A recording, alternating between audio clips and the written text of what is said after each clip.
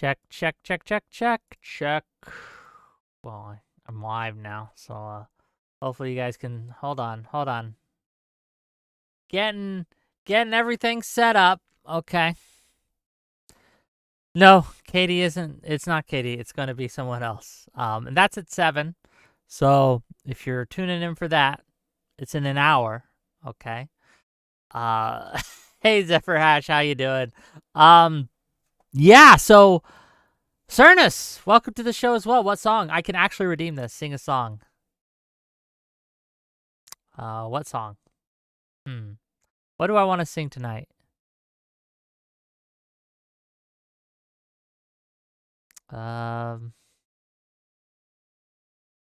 Troy's R Us says, how can I not tune in with the TED title? It's going to be great.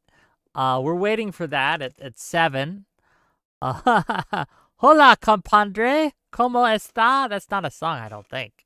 Could be a song. It might be a song. I'm not sure, right? Lots to talk about. Hold On by Wilson Phillips. I don't know that one. I might know it. I just don't know. How about this one? 8675309. 8675309. Jenny, I got your number. I'm gonna make you mine tonight. Jenny, I got your number. 8675309. There you go. That is not my number. If you call it, you won't get me, okay? Man, oh man, today has been a day.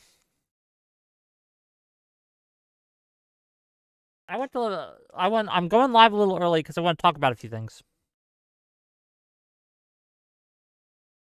that I really haven't gotten to touch on, but I think deserve to be touched on. So, I saw some comments recently saying that I have not substantiated that ICE is conducting warrantless arrests, that ICE is engaged in kind of a purposefully increase in chaos. And so I thought, you know what? That's fair. I talk about it a lot, but I haven't shown you guys the sources. And I thought, you know what? Today we're going to go through some of those sources. Does that sound good? It shouldn't take too long, but I want to read a couple articles with you today.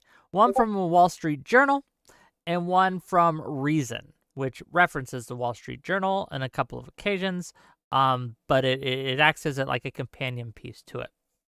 I also wanted to go over my thoughts on the protests, or the riots, if you will, happening, and kind of go further into that. So which do you want first, ladies and gentlemen? Do you want me to substantiate my ICE takes first?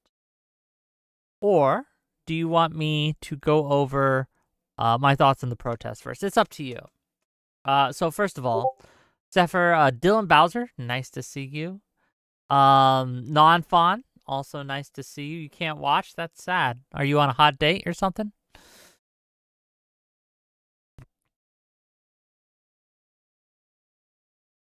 Sorry. Let me turn off my notifications so they don't bother you guys. I am just behind today. I don't know why. I feel like I'm behind. I'm not. I know I'm not. I'm actually early, right? But I feel like I'm behind today. Does that make sense? Razzle Smasher, nice to see you. And you, Team Whick, hell yeah. Again, 7 o'clock for that stuff. Fuck ICE, fuck Trump, fuck all MAGA Nazi coward bitches. Well, yes, fuck ICE, frankly. And yes, fuck Trump. But I don't know. I think that we can reach people. I think that a lot of people have a real false idea about what's going on. And there's so much noise out there, so much propaganda out there, that it can be hard to understand what is actually happening. So on that note, let's go over what's actually happening. And we're going to go over an article by Reason that I think is a good It did it again.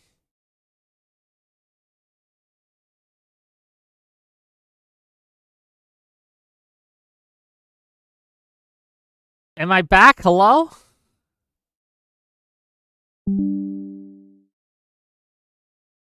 Hello? Hello? They got me, gang. This happens. I don't know why. Every stream, once. It happens once. I will disconnect for like 30 seconds, and then it'll reconnect me. I don't know why it happens. And it frustrates the hell out of me. Because it could be on a... It just hits me at some point in the stream. I don't know if it's like a hiccup. I don't know. I don't know. Yeah, Ice might be... Stephen Miller, who's actual scum, by the way, might have been trying to silence my voice. It might be multi-platform streaming. That might do it.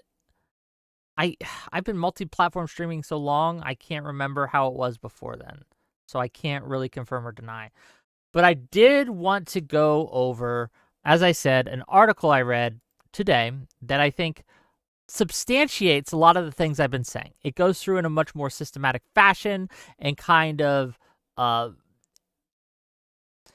it puts into better words with more evidence the claims that I've been making to you all. Once again, I'm doing this because I saw a comment which I actually agree with, that I have not substantiated some of the claims I've been making about what ICE is doing. That's fair. Let's substantiate then. Let's substantiate. The question is, will this be enough? Maybe not. I'll see. It's absolutely more than enough for me. I think it's more than enough for anyone who's looking at it honestly. But who knows? I could be wrong. I am mentally ill. You have made me mentally ill, Trib1. So let's read the article together. Let's go through it. Can you guys see it? It's from Reason. It's on Reason.com. They're not a leftist organization, let me tell you what. They're no friend to Trump's, but they are a friend to the Constitution in America. And I am going to go and look through this, and we're going to read it together. Sound good? So the title is, "The Trump Administration is Escalating an Immigration Crisis It Promised to Resolve. The border is no longer the focus. Now, the White House wants you to believe that the crisis extends to nail salons, hardware stores, farms, and restaurants across the country." During last year's presidential campaign, Donald Trump and his allies promised to take swift action to resolve what they termed the Biden border crisis, the flow of asylum-seeking migrants across America's southern border. Whether or not you agree with the premise that the border was a crisis under President Joe Biden, there's pretty compelling evidence that many Americans did. Polling shows that Trump's focus on the border and his promise to stop the flow of immigrants was a major factor in convincing voters to give him another try at the presidency. And that's true. Look, I think that Democrats dropped the ball in a lot of ways on messaging, especially on the border. And I think it was kind of too little too late, the border bill that they proposed. But let's not pretend that Trump didn't purposely obstruct that bill in order to get, to make it a partisan issue, to make it a wedge issue. That did happen. But that aside, it was something that it was a failure of the Biden administration. I will freely admit that. The Biden administration failed at its goals here. It did not do what the public wanted it to do when it came to the border, and that's a shame. But it had happened, and we gotta live in reality, gang. We gotta live in reality. Let's go. Roll of the D says, "I'm not sure this is an objective viewpoint, but it appears within reason." I get the joke. Get the joke. Let's continue reading. 4 months after Trump returned to the Oval Office, that a crisis appears to be over. The number of migrants crossing the southern border in recent months has been a fraction of what has been seen over the past few years, a fact that the Trump administration has touted as evidence of, quote-unquote, the most secure border in history. Mission accomplished, right? But Trump and his anti-immigrant advisors, like White House Deputy Chief of Staff Stephen Miller, are still in crisis mode. The border is no longer the focus, however. Now the administration seemingly believes that the crisis extends to nail salons, hardware stores, farms, and restaurants across the country, where undocumented immigrants who are peacefully exchanging labor for dollars are being targeted. Some of the immigrants scooped up in this raid this week have already been deported, the Washington Post reports. And this isn't in the article, but I'll just tell you. Look, there is we can go over some evidence of this. We went over a little bit of evidence yesterday with the Posco tweet and the Kirk tweet and the Walsh tweet and just messaging from Stephen Miller and other sources. This has never been about legal versus illegal immigration for many in the Trump administration. They just don't like immigration, period, whether it be legal or illegal. We saw that with the fight over the H-1B visas and other such things, over student visas and things like that. There is a large segment in MAGA who does not want any immigrants, period, at all. They tell you, they're saying this out loud. And it frustrates me because a lot of people will say, well, no, that's not what's happening. That's not what they're saying it. They are telling us this. I don't know why you don't just believe them. Let's keep going. In practice, these workplace raids are dystopian. Here's how the Wall Street Journal summarizes what's happening. Federal agents make warrantless arrests. Masked agents take people into custody without identifying themselves. Plainclothes agents in at least a dozen cities have arrested migrants who showed up to their court hearings.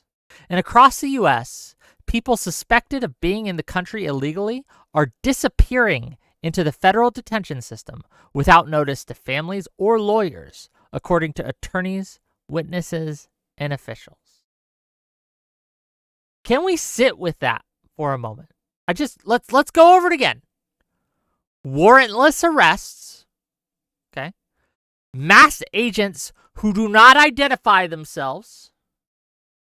Plainclothes agents who just go and arrest migrants who show up to court hearings. So we're not talking about like traffickers or violent criminals or anything like that. If you show up for your immigration court hearing, they'll deport you then and there just for showing up, for following the rules, okay?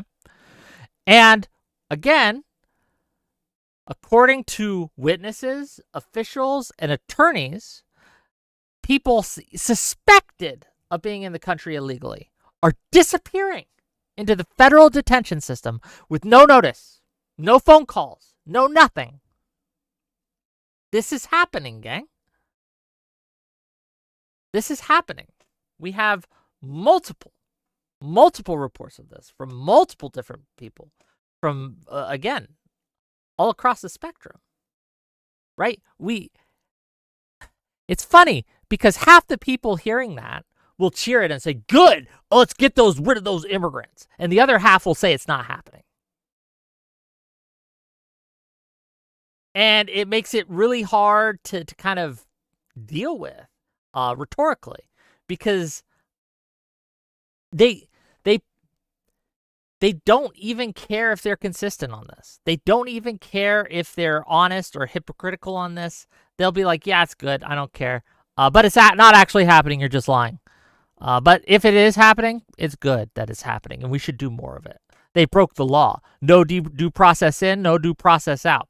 And they'll say this. And they won't even make any kind of apology for it. They think this is good. But can you imagine this in any other context, in any other situation, where you have basically what amounts to a secret police? People who don't have to show their identity. They don't have to say who they are, right? They don't have to show a badge or anything like that. They don't have to provide a warrant or a reason. They can literally just snatch you off the street in plain clothes and masks, put you in a van, and disappear you.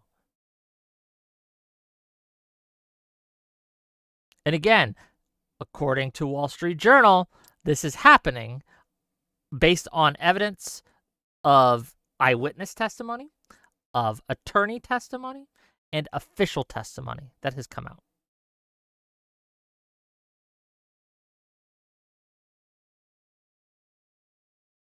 Crazy shit. Again, any other context that this would happen and a lot of people would cry foul. Let's look. A lot of the people who are celebrating this, right?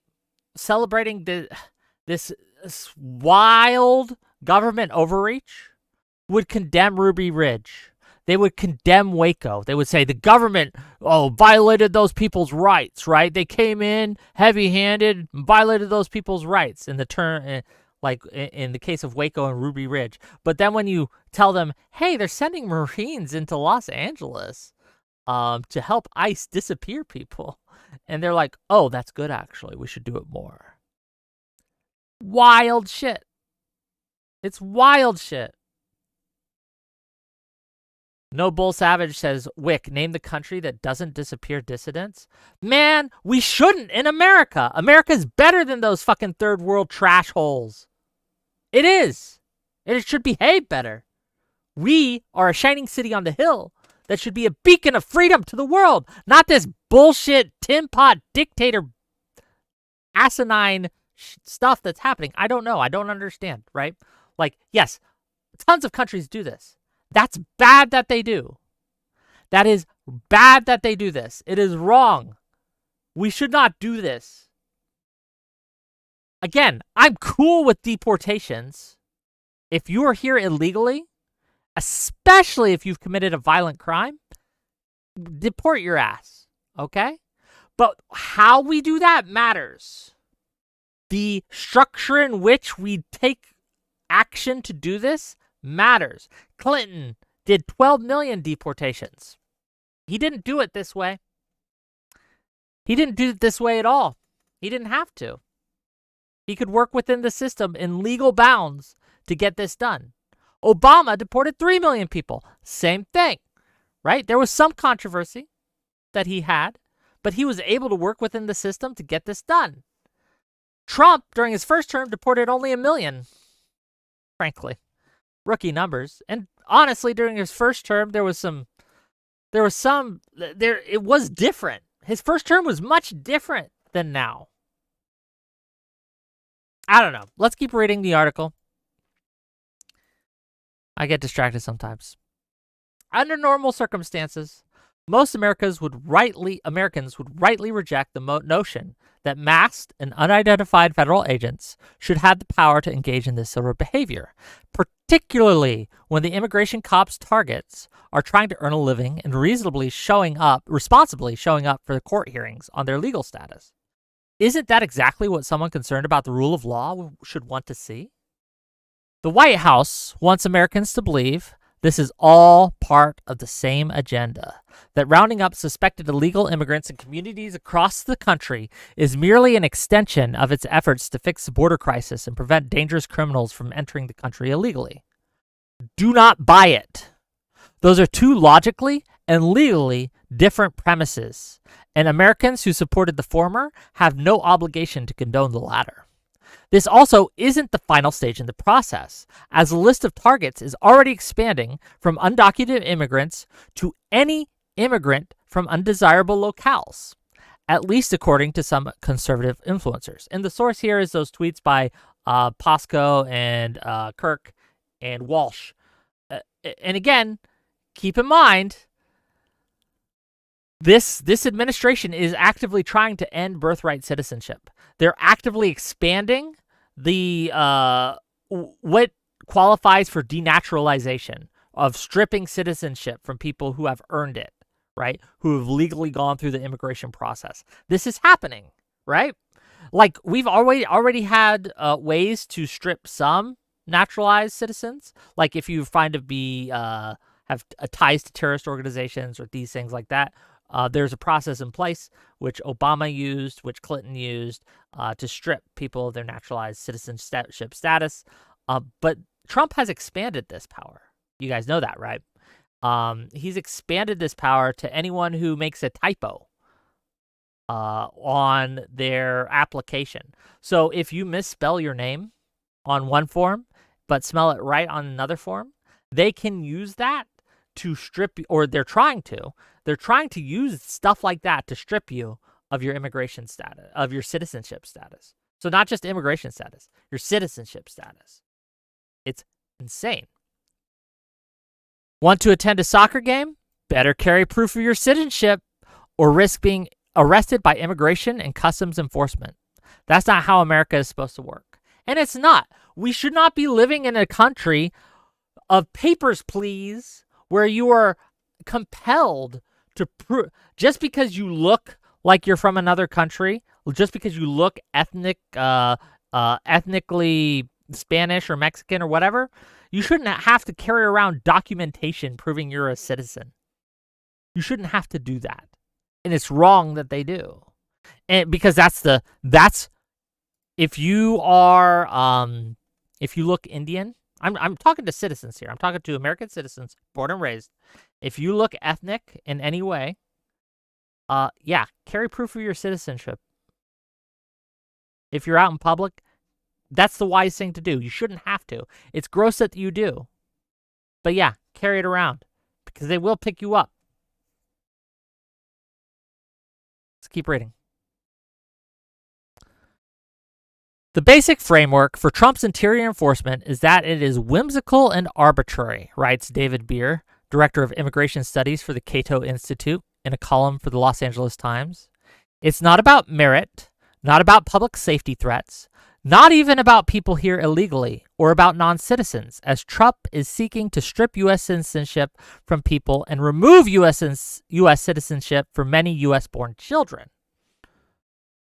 Distinctions can be lost and context collapses in the face of a crisis, which is perhaps why the Trump administration has moved so swiftly to escalate the chaos in Los Angeles.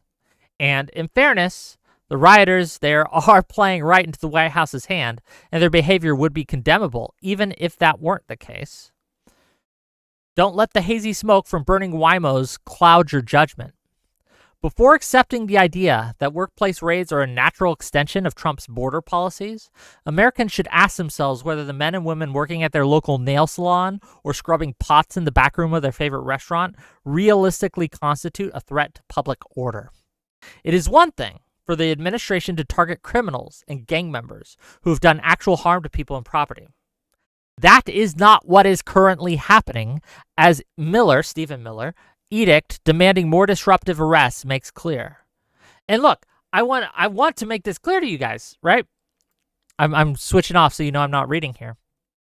I want to make this very clear to you guys. Okay? Trump wants the chaos. It is by design. He wants immigrants, he wants ICE to be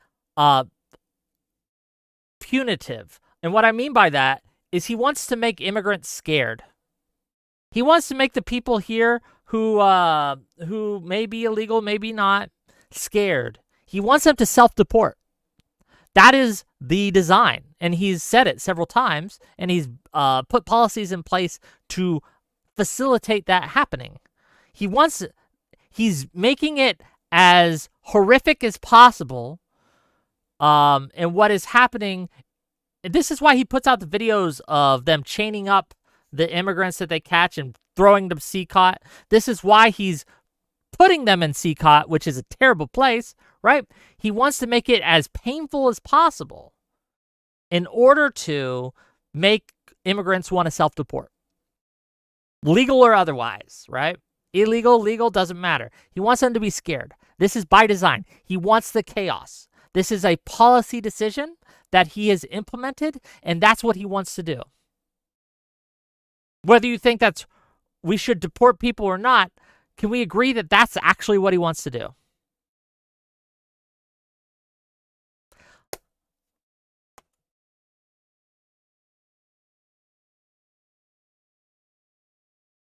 He said it. And this is the insane part to me. I'll have people come in my comments and come in my tweets and come in my chats and be like, that's not what Trump's doing. And then Trump will say, this is exactly what I'm doing. And Stephen Miller will put out an edict saying, this is exactly what we're going to do. And still these people will claim up and down, no, that's not what's happening. This is being overblown. You're overblowing it. Bitch, I'm quoting. I don't know what you're talking about. Let's keep going. Angeles over immigration enforcement raids are continuing to spread. Hold on. What is giving me sound? I think I fixed it. I think it was an ad or something. These workplace raids are not just a new front in the Trump administration war on immigration. They are a different policy altogether. One that was reportedly ordered from the highest levels of the White House. One that is focused on maximizing immigration-related chaos rather than reducing it, as Trump said he would do.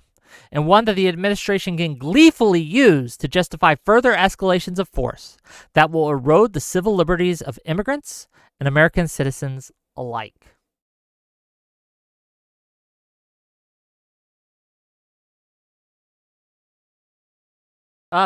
Parallax. Okay. Gang. Again, I'm talking to someone at 7 on Gibbs' channel. I know Gibbs is framing this as a debate, but let me be clear. I am not there to debate. I am there to ask Pentuple why he called me a hypocrite and what I have been hypocritical about. To be clear, and I guess I'll say this again when we actually start that segment, I condemned a lot of people who were making fun of a trans girl who committed suicide. There was a post on X that got a lot of attention where, unfortunately, a trans girl, a teenager, a young woman, I think 17 years old, killed herself, jumped off a bridge. It's really tragic. And you had the most horrific replies. People mocking it and making fun of it. And I made a tweet condemning that. And he called me a hypocrite for doing that. And I'm just very curious, what about me condemning, mocking deaths of others is hypocritical? And I'm basically just there to call him slurs and say he's retarded over and over again. So is it a debate? Not really. I don't give a shit what he has to say. We're just going to mock him for a while. Cool. Cool. Love the white in my beard. Thank you. Appreciate it. Some guy named Pentuple, I guess. And it's not arguing, like I said. I'm not debating him. I know that Gibbs has this, like, prompt or something. I don't give a shit about it. I just don't care. I'm cosplaying as Rogue? Yes. I don't know, man. Let me see. Let me look. I think the prompt is who's more of a hypocrite, MAGA or woke or something. Both are hypocrites. Yes. But I try not to be. And I do take offense when someone calls me a hypocrite, especially for stupid ass reasons. And I'm very curious. Yeah, I guess the first question I would have is, why am I a hypocrite? What is hypocritical about what I've done or said? Just really curious.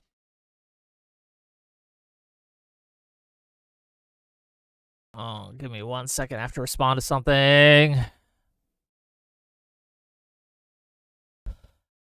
And then we have one more article to read.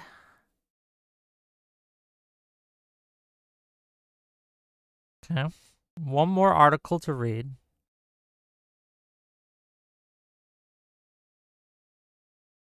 And then we'll get into it, right?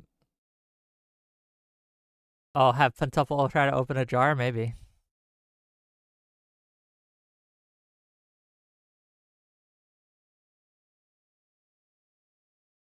Ugh. Okay.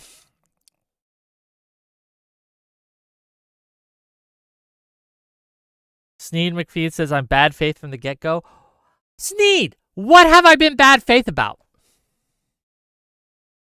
Hold up. First of all, what is bad faith?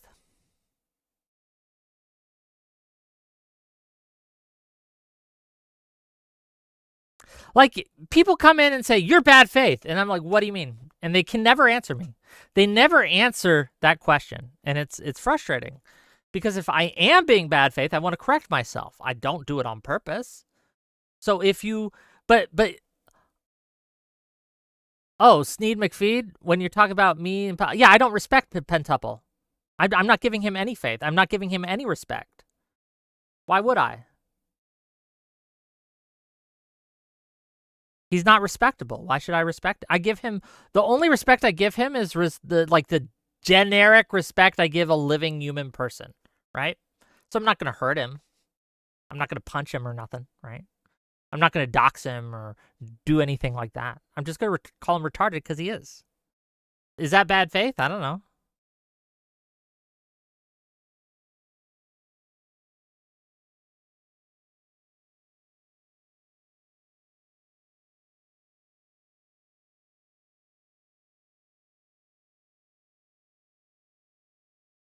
I think bad faith, I disagree with your definition.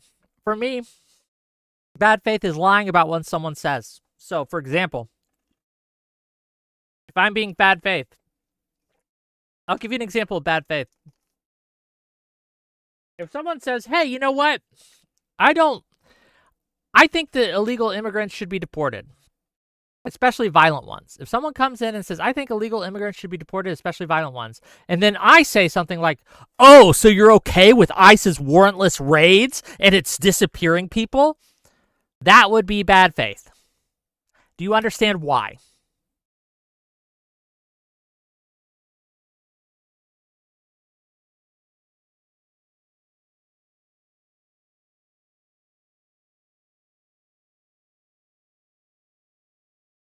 Phineas says, bad faith is when you misrepresent your intentions in a discussion or deliberately misinterpret people. Yeah, I agree. And again, I told Gibbs when he wanted to moderate this, I've told everyone this isn't a secret. I am not hiding what I'm trying to do or going to do. I told him exactly what would happen if we set this up. He knows. Eyes wide open. How is that bad faith? I'm just being honest.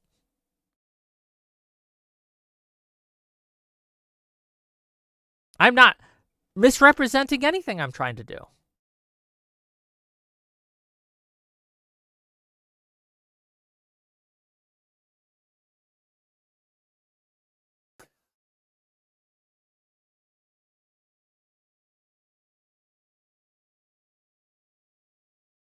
The only thing you're hiding is under that hoodie. Name your price. You know the price for taking my hoodie off.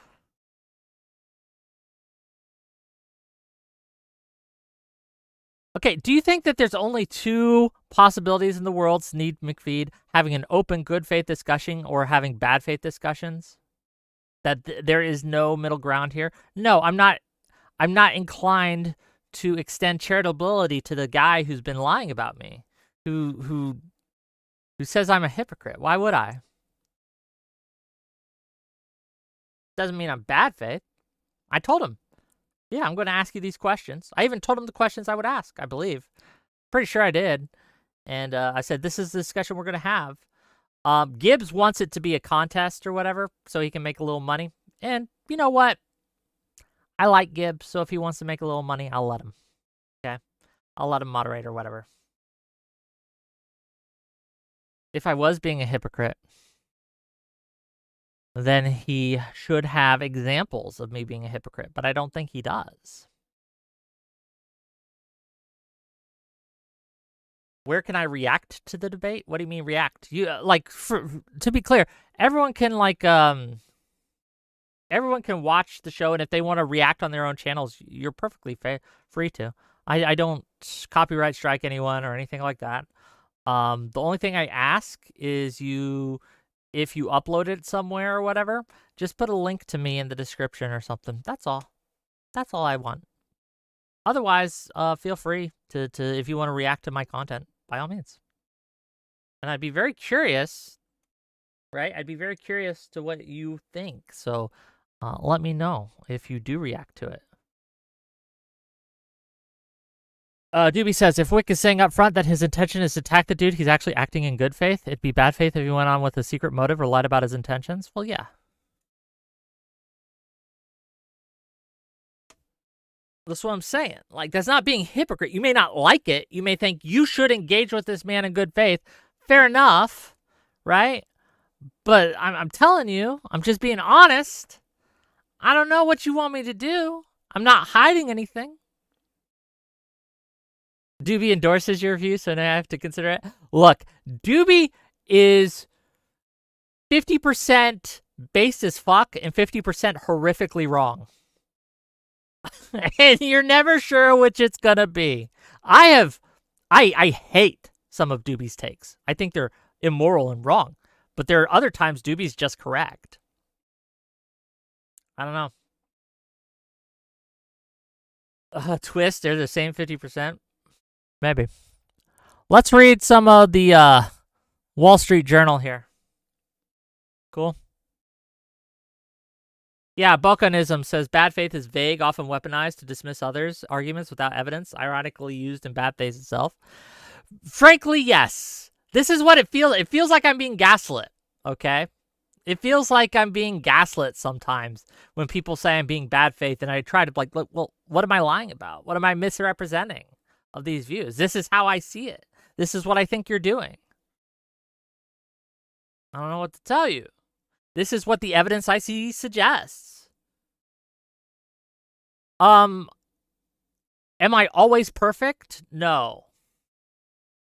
If you, in the literally thousands of hours of content I have produced, want to find times that I have been bad faith, I am sure that you can. But this is not one of them.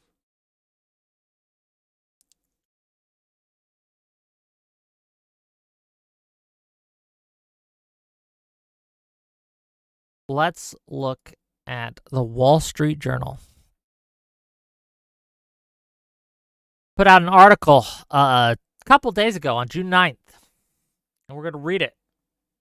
It says the White House marching orders that sparked the LA migrant crackdown.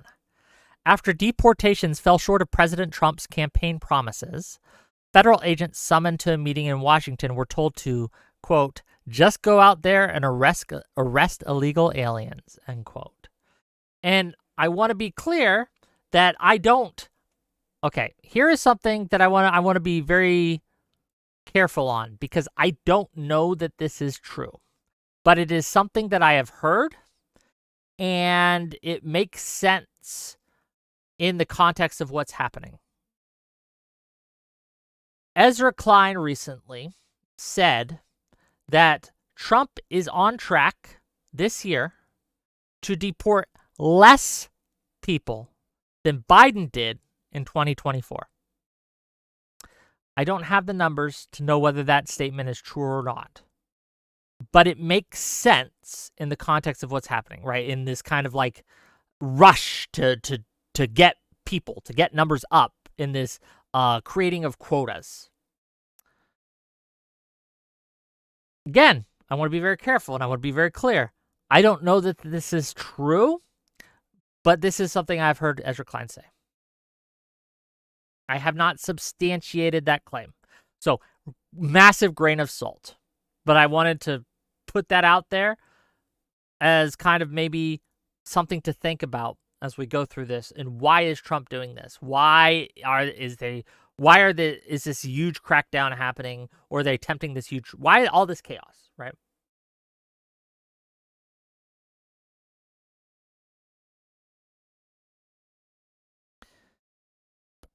Oh, wrong thing. Here we go.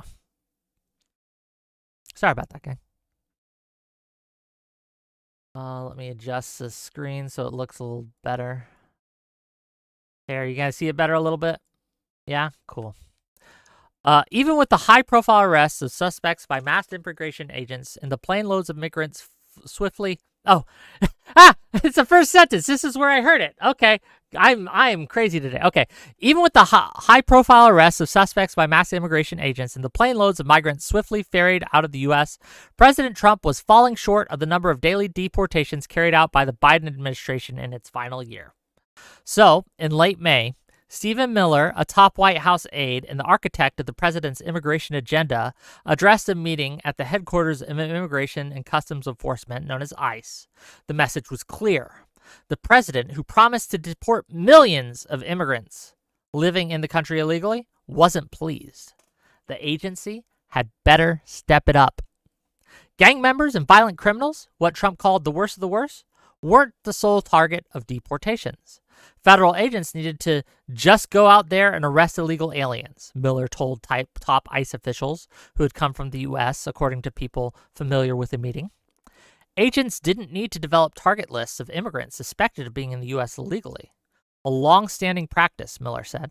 Instead, he directed them to target Home Depot, where day laborers typically gather for hire, or 7-Eleven convenience stores. Miller bet that he and a handful of agents could go out on the streets of Washington, D.C. and arrest 30 people right away. Who here thinks they can do it? Miller said, asking for a show of hands. Can we just take a moment? They don't need to develop a target list. They could just go to Home Depot and they're going to find some. Just find a few people. Look for them. Go to the 7-Eleven. Just start rounding them up. So start grabbing people. Shit. Do you guys not see a problem with that?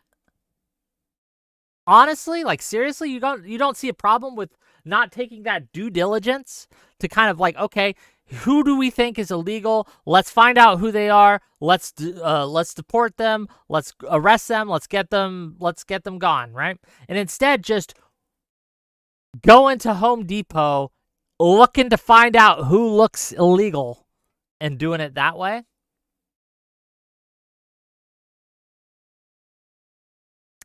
Crazy. And again, this isn't me making things up.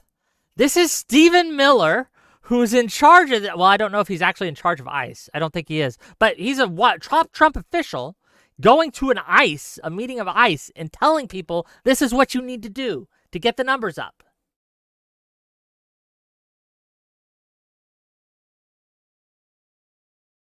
ICE agents appeared to follow Miller's tip and conducted an immigration sweep Friday at the Home Depot in the predominantly Latino neighborhood of Westlake in Los Angeles, helping set off a weekend of protests around Los Angeles County, including at the Federal Detention Center in the city's downtown. On Saturday, Trump ordered 2,000 National Guard troops to Southern California, despite objections by Governor Gavin Newsom. Law enforcement officers used tear gas, rubber bullets, and flashbang stun grenades against increasingly unruly crowds. Demonstrators threw tree branches, scooters, fireworks, and debris from a freeway overpass onto police vehicles below. The unrest continued Monday, and roughly 700 Marines were dispatched to protect federal property and personnel. To do this in militaristic gear in LA is intended to notch up the image of deportations being in high gear, Muzaffar Christie, senior fellow at the Migration Policy Institute. But the actual deportations are paltry compared with the imagery. Since Miller's meeting with ICE officials, daily arrests have risen, according to ICE officials. There are no written directives, but officers have been told to, quote, do what you need to do, unquote, to make, end quote, I should say, to make more arrests, according to current and former ICE officials familiar with the directives. My problem with this is it prioritizes results over process in a way that, frankly, is eroding on our civil liberties. It's eroding on our rights. It's a violation of people's rights to not be just fucking, not have some mass dude come up to you in military gear, not have to show you a badge, not have to show you a warrant, and just take you away. And if you try to fight back, you're fighting with a federal officer, and they'll grab you and they'll get you, right? It's a secret police. That's the comparison I keep coming back to for a reason. We're not allowed to know who they are. They don't have to identify themselves. They don't have to announce themselves. They don't have to show you any badges. They could just go in and do what they do. They don't have to have a warrant. It's insane.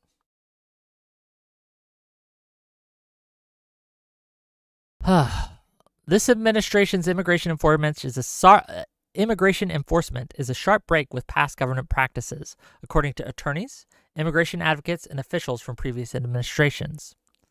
Federal agents make warrantless arrests. Mass agents take people into custody without identifying themselves. Plainclothes agents in at least a dozen cities have arrested migrants who showed up to their court hearings.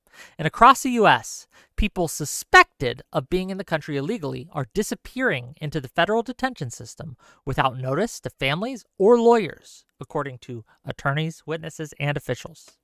In Coral Springs, Florida, at least 8 agents in tactical gear, shields, and rifles surrounded a home with guns raised to arrest a father with no criminal history.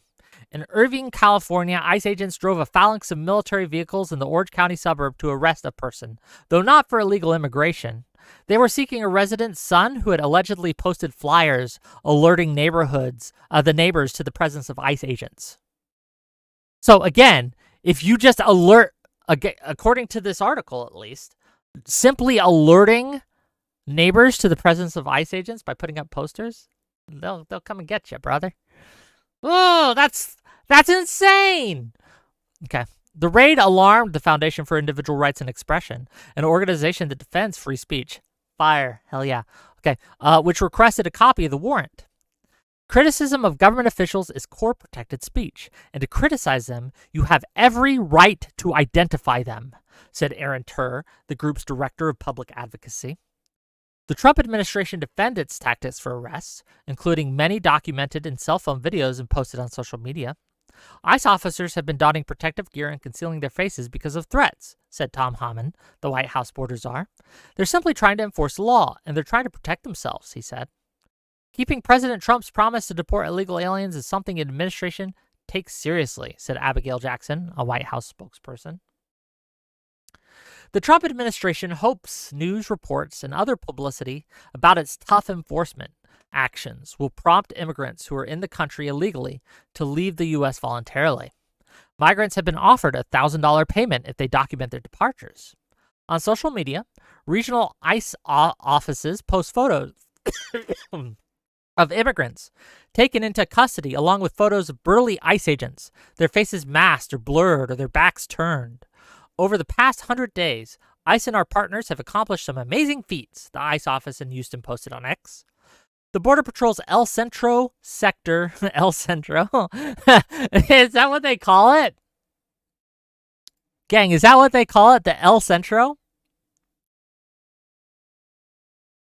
Oh, I got money, $20 from 1995 Eddie V. Says, you're as good faith an actor as an internet commentator can be, but Trump deported less people than is an example of bad faith criticism. To your credit, you stick to the civil rights erosion, which is good faith. I'm quoting the article. You can take effort, take it up with them, but this is what the article is telling me. If the article is wrong, by all means, right? But I don't know what to tell you. Okay, let's keep reading. I want to get through this before our before the debate in about 12 minutes here. So we're going fast, gang. The Border Patrol's El Centro sector, I keep laughing at that, in Southern California posted photos of a broken car window on Facebook. The caption said, "This illegal alien is listing his accomplishments for the past week. Refused to open window during an immigration inspection. Got his window shattered for an extraction." Alfredo Lelo Juarez Zeferino, a Washington State Farm Workers Union organizer, was another ICE target. Agents in an unmarked car stopped him as he was driving his wife to get her to her job at a tulip farm. The agents, who didn't show badges or identification, smashed in his window and pulled him from the car, according to Familias Unidas por la Justica, a farm worker union. ICE has stopped regularly publishing arrest data and has been accused of overstating the numbers. The Trump administration arrested roughly 66,500 immigrants living in the U.S. illegally and deported nearly 66,000 in its first 100 days, a higher pace of arrests compared with 2024, and a slightly slower pace for deportations. Early this year, ICE officials set daily arrest quotas and deputized agents from the Federal Bureau of Investigation and other law enforcement agencies. ICE officials eliminated a Biden-era policy that blocked officers from arresting people without proof of legal residency who happened to be in the vicinity of targeted suspects. Raids at schools, churches, and hospitals are now allowed. And do you guys understand how that's dangerous, too, by the way? If you're an illegal immigrant and you're scared to go to any authorities to report any wrongdoing, or if you get hurt, to go to a hospital, or if you've been trafficked and you want to report the people who trafficked you, but you're scared to go to ICE or to an administration official or a law enforcement agency because you are scared that you're going to get arrested and deported in this, frankly, cruel fashion. Do you understand how that's dangerous? That not only increases chaos, but instills doubt, distrust, and fear of the federal government, which you do not want to happen. You want these people to cooperate with you. You don't want them to hide from you. And they're going to hide far, far more the crueler you are. And it's going to keep us from getting to the violent ones, right? Because the people who are being victimized by their violence are going to be far less likely to report it, far less likely to cooperate, far less likely to involve law enforcement to try to solve their problems, right? You understand? $20 from No Step on Snake to say that doesn't mean that deportation quotas are a good thing. Thank you for the $20. Did I miss any? I've been yapping. Oh, $2 from Zephyr Hash to say be sure to turn up the gain on your mic. That would be a cheap bad faith tactic. Well, it's not really bad faith, but it'd be a cheap tactic. Let's keep reading. I want to get through the article. Ugh. Okay, in February, 2 agents wearing tactical gear entered El Patro's Mexican Cafe and Cantina in Liberty, Missouri, while another guarded the front door, according to a lawsuit filed in the U.S. District Court in Chicago. In all, more than 10 agents participated. The ICE agents said they were looking for someone, but they didn't say who or provide a photograph, according to the lawsuit. Agents arrested 12 restaurant employees. The suit against the government alleges that the arrests were made without a warrant or probable cause that the workers would flee. In a court filing, much of which was redacted, the government said the arrests, quote, were supported by documented probable cause determinations, end quote. One problem for the administration was that ICE had only about 5,000 officers ready and trained to make arrests, according to an agency official. As ICE officers face more threats, they form ever larger teams to conduct arrests, officials said. Larger teams mean ICE can be in fewer places. Officials from the White House and the Department of Homeland Security have made clear there will be consequences for not hitting arrest targets. Top officials at DHS has pushed out one acting ICE director and are threatening a second. Late last month, the top ICE official overseeing arrests and deportations, Kenneth Gianello, resigned rather than fire deputies for poor performance, said people familiar with the matter. One reason deportations haven't picked up might be that ICE operations have received so much attention, prompting migrants to be more cautious, according to agents and leaders. On a recent morning, half a dozen SUVs waited in the dark of a suburban neighborhood in San Antonio. Agents joked over the radio about how easy they were to spot. They had struggled to turn off their automatic headlights, and 2 neighbors drove around the block, peering into the agents' windows before returning to their driveways. Minutes later, their target, a Cuban father who worked at a local candy factory, began loading 2 young children into a red SUV. The agents initially planned to follow and arrest him after he had dropped the children at school. Instead, they decided to arrest him immediately because the children's mother was also in the car. With lights flashing, the SUVs converged on the car. The man stepped from the driver's seat with his hands up, while the woman in the passenger seat scolded the agents for arresting him in front of the children. She asked if she could give her husband a kiss before they took him. None of the agents responded. The agents next tailed a yellow pickup through a Tequila restaurant drive-thru line before arresting the driver. They let him go when he showed a global entry card, proving he was a U.S. citizen. Agents said they may have confused the man with his son. Elsewhere, Americans detained ICE have said they were held for hours or longer before being allowed to prove their citizenship. Again, if you are in this country and you look like you might be from another country, if you're brown, let's be real, keep your identity on you, okay? You shouldn't have to, but that's the wise thing to do, okay? Keep your whatever documentation proving your citizenship is, right? Driver's license, passport, birth certificate, whatever you need, okay? Keep it on you at all times if you're out in public. You're going through the drive-thru, you better have that shit on you, okay? Right? And I'm not even sure a driver's license is sufficient unless it has one of those Real ID or whatever. I'm actually not sure about that. But yeah, just keep your birth certificate on you, frankly. It's sad that we're in a world like that. I think that's sad. Whatever. Courthouse arrests have become a nationwide strategy, according to DHS officials and lawyers. They allow ICE to boost arrest numbers with fewer resources. It also puts migrants in a corner. Should they risk arrest by following the legal process and appearing in court? At a court in Phoenix last month, attorney Isaac Ortega said prosecutors requested dismissals for a string of cases, including that of his client, a Venezuelan man who had entered the U.S. legally under a Biden administration program terminated by Trump.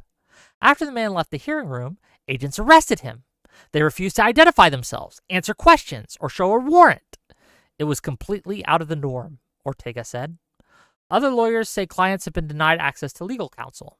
Luis Campos, a Tuscan-based attorney, said a Border Patrol agent physically blocked him from seeing a woman on the maternity ward who had just given birth. The woman and her family had requested that she have counsel, Campos said. I said all laws and procedures were followed. In some jurisdictions, agents said their supervisors have allowed them to more frequently seek criminal warrants to arrest targets. Administrative warrants are typically used for illegal immigration, which is a civil, not a criminal violation. Criminal warrants allow agents to break down doors and forcibly enter homes. Oh, we're almost done. Okay, Maxim Zietsev,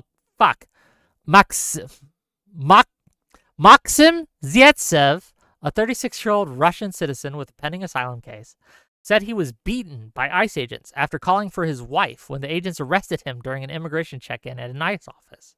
It was like I was in a washing machine, Zietsev said in an interview from a detention facility in Adelanto, California. Photographs and court filings show Zaitsev with bruises and scabs on his face. Zaitsev was charged for biting an officer, but a federal judge dismissed the assault case, citing government misconduct. Zaitsev said it was self-defense. We came to the United States for protection because of what we encountered in Russia, he said. It seems that we are encountering here what we have fled. Videos shared on social media show plainclothes men, one masked, arresting people at a courthouse in Albemarle County, Virginia, without identifying themselves or their agency. That prompted James Higley, the county's elected Commonwealth attorney, to launch an investigation. I said in a statement that the arrest was a lawful operation by his agency and bystanders who attempted to intervene would be prosecuted. Higley said arrests by officers who don't identify themselves pose a threat to people being taken into custody as well as to bystanders. If you operate as if you're a street gang, he said, you create danger to yourself and the public. And my God, is that true? This is a shit show, gang. It's a shit show. $2 from, as I have to say, arrest quotas. Sounds like a commie country. You didn't miss the show. The show's happening now? Ish. Let me see if he DM'd me or anything or where I'm supposed to go. Okay, Gibbs, link me your server, please. Which room should I join? And I'll jump in there. Screen might go black for a minute while I transition. Okay, gang? And then we'll get to. It's not Gibbs. So I guess I might have to say this twice. Hold on.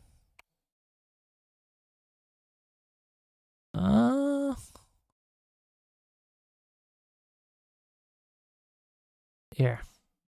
Oh no.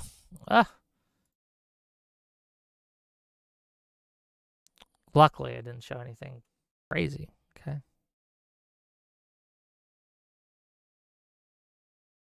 Yeah, he's there. There we go. There he is. Oh, hey, what's up, gang? Just need one more. I'll be right back. Give me a second. Let me get you. What's up, Whick? Hold on. I'm trying to make it so people can actually see us. Oh, he might be deafened. No worries. Oh, hold on. I'm trying to make it so people can Oh, no, actually you're see good. us. Hold on, please.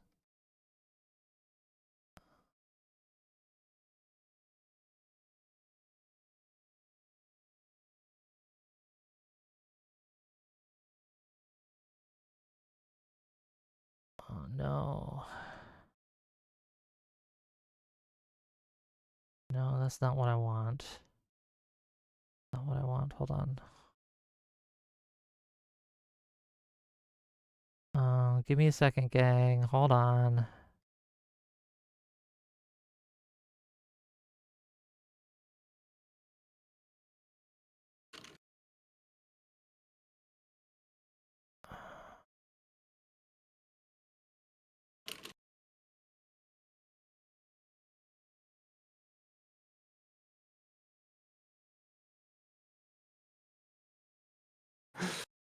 All right. Perfect. Yeah, my OBS has this new setting that like shows Discord pop-ups. We'll be ready in 5 minutes here. Go ahead. Yeah, it shows. I saw the same thing today, Whick. I don't And know what that's about, actually. it's making it hard for me to adjust my OBS.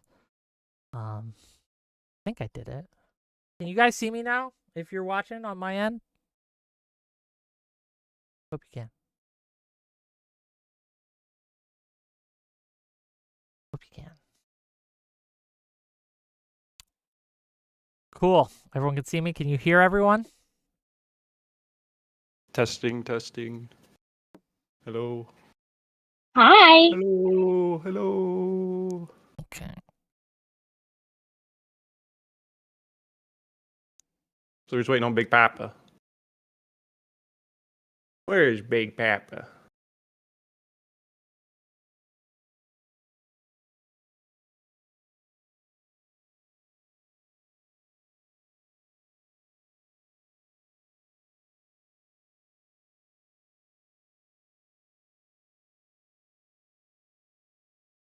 Okay.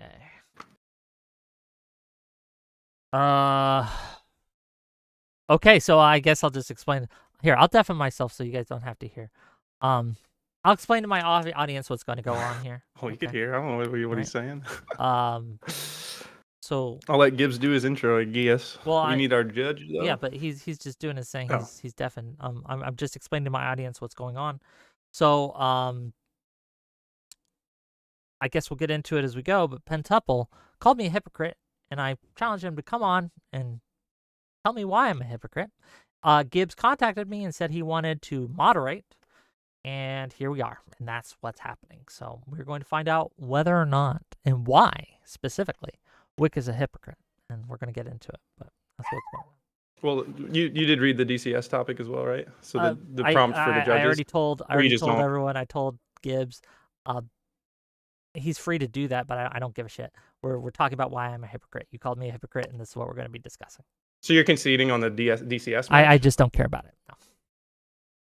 So before we even start, you're conceding? Do we need the judges here for this then? You're not even going to like approach the topic or what? You called me a hypocrite, and I want to know why you called me a hypocrite. That's it.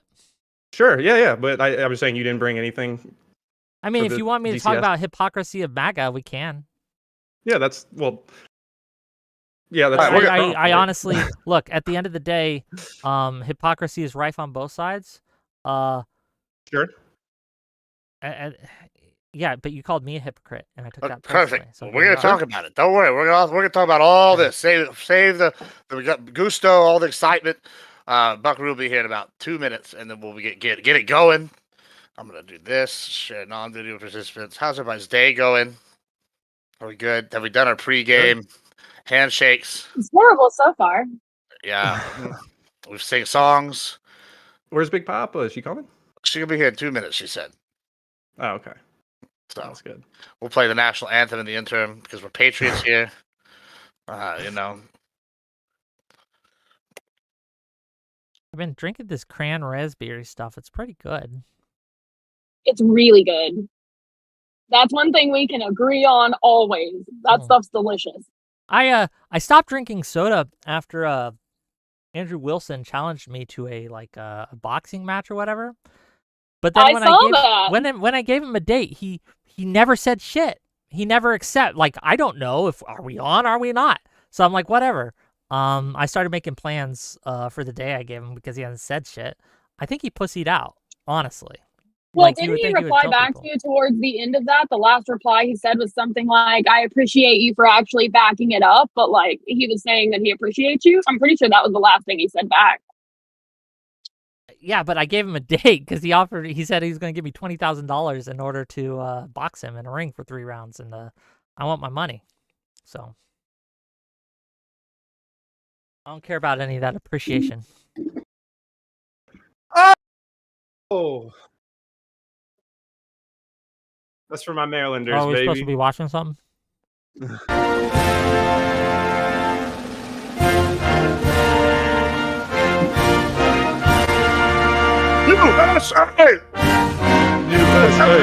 USA! Oh, you cut it right before the final beat. It'll be all right. We had to get hyped, before we get the big game feeling going. Does everybody feel good? I feel good. Oh, she's here. Perfect. And we will begin. All right, let's do this. All right, fantastic. Hello. Time to kick this Big off. Papa. Welcome in. Sorry, I don't know why that came to my mind. Yes. All right, we are here today to have a fun blood sports team match.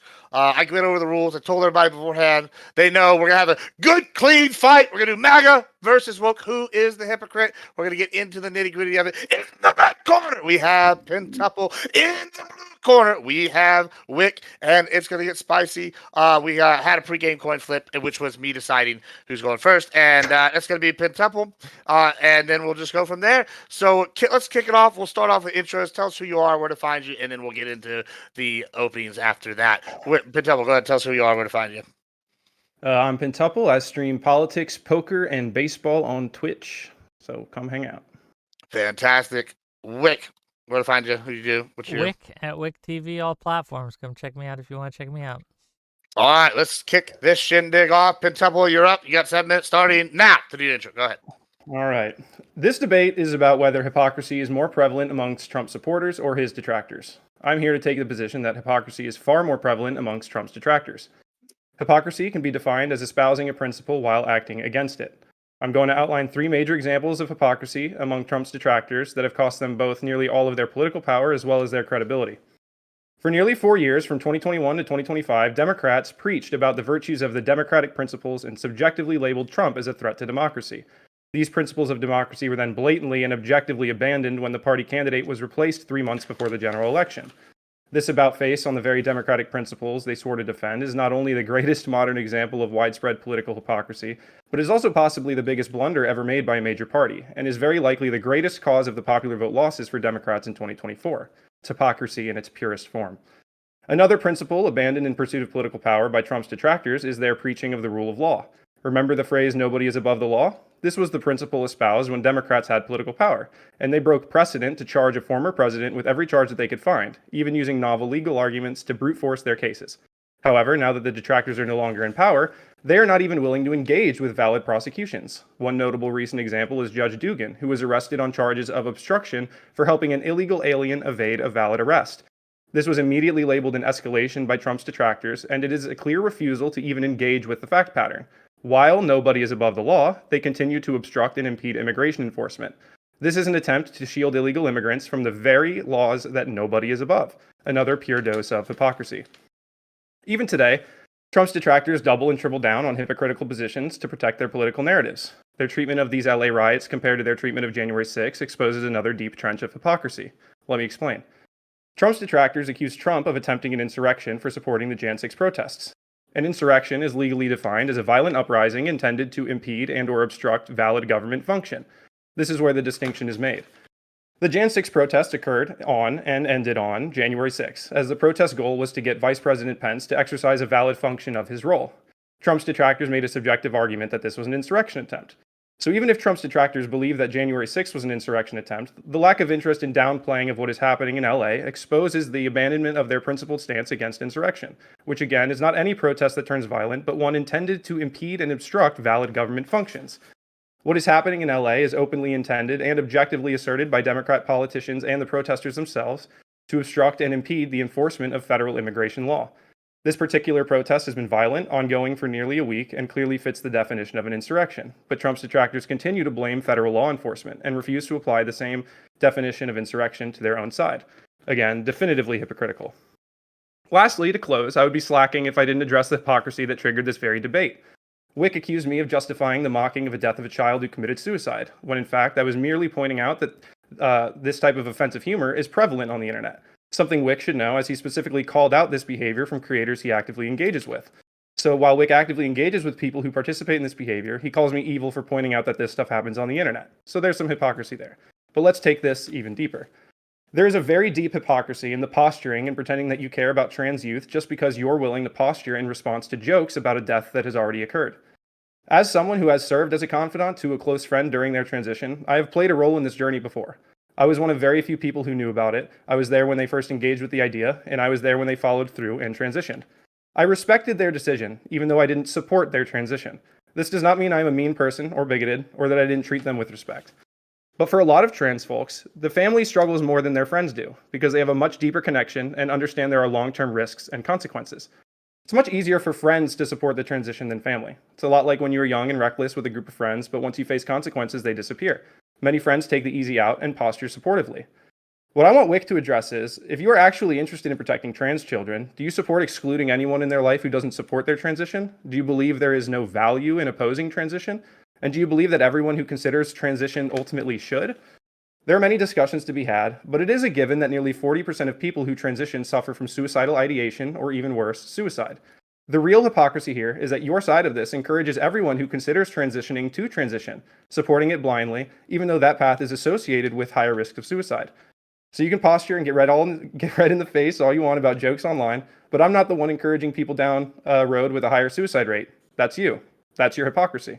If you want to have a discussion about the well-being of trans people, posturing about suicide jokes does nothing. Let's actually talk about the options that trans youth are actually facing instead of virtue signaling. All right. All right, Whick, you got 7 minutes to say your opening. You don't have to use all of it. Go ahead, starting now. Sure. Hypocrisy is something that is a human part of the human condition. We're all hypocrites to one degree or another. Every party has its hypocrites. And to pretend that one side has a monopoly or a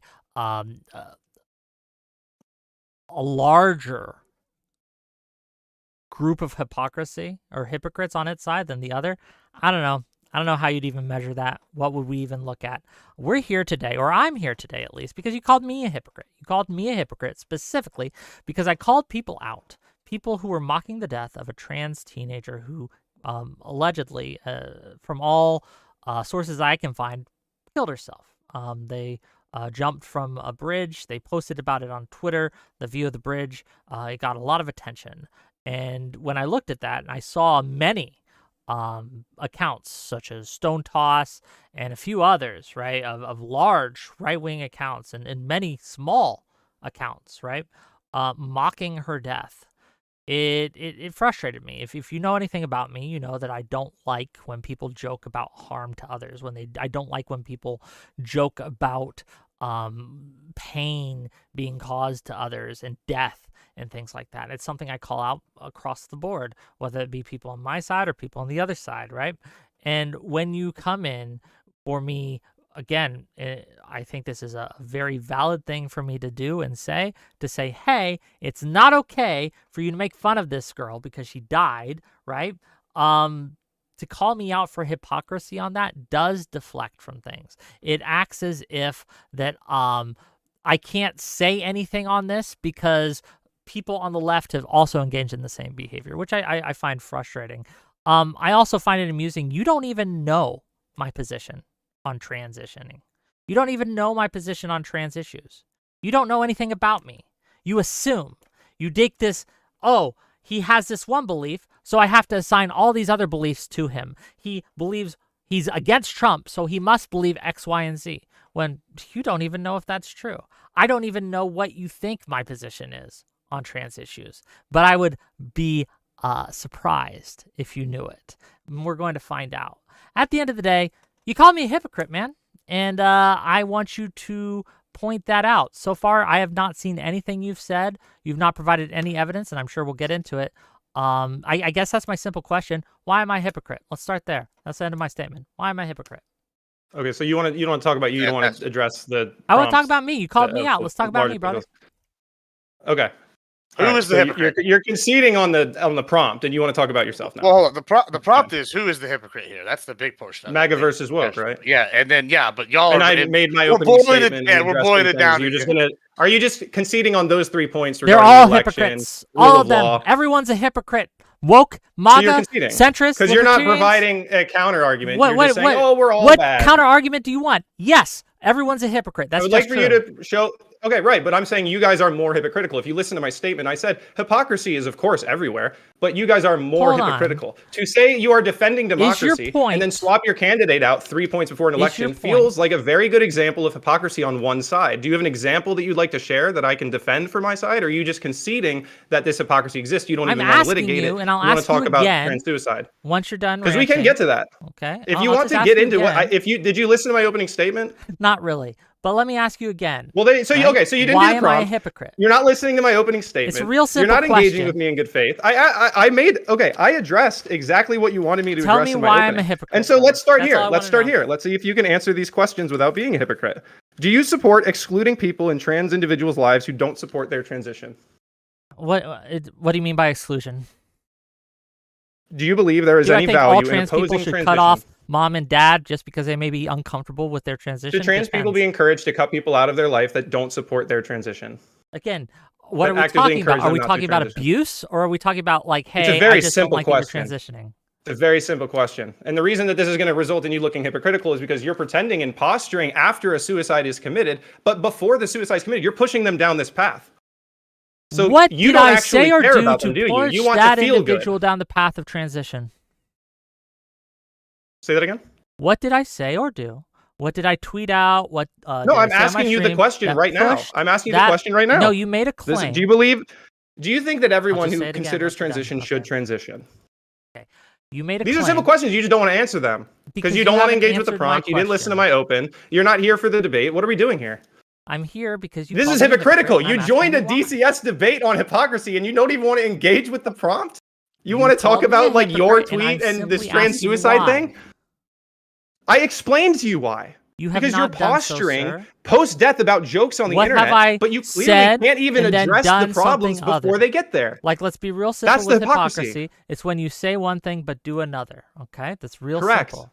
Okay, what have I said but then done the opposite of what I said? Give me an example. So you're posturing, caring about trans youth who have committed suicide, about jokes that have been made post-suicide, right? You're posturing because you care about these trans youth, right? I care that so people I ask make fun you, of do the you death. support I don't like the mocking all of trans death. youth who consider transitioning to transition?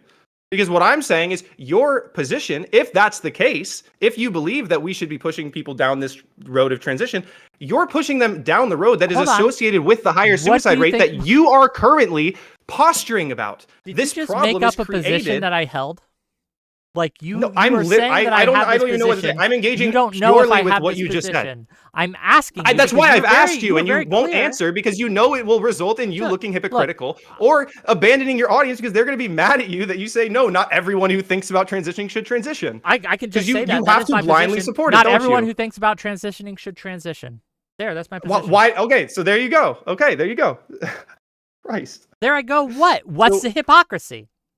It took you 10 minutes to answer that question. Because you and then after I explained why you had to answer this, telling me the very simple answer that I want. Yes. What? Yes. is it that I You're blaming specifically people. am a hypocrite on? Okay. I keep asking you. Did you you have vote yet for to Kamala provide Harris? a single example. Did you vote for Kamala Harris? Yes, I did.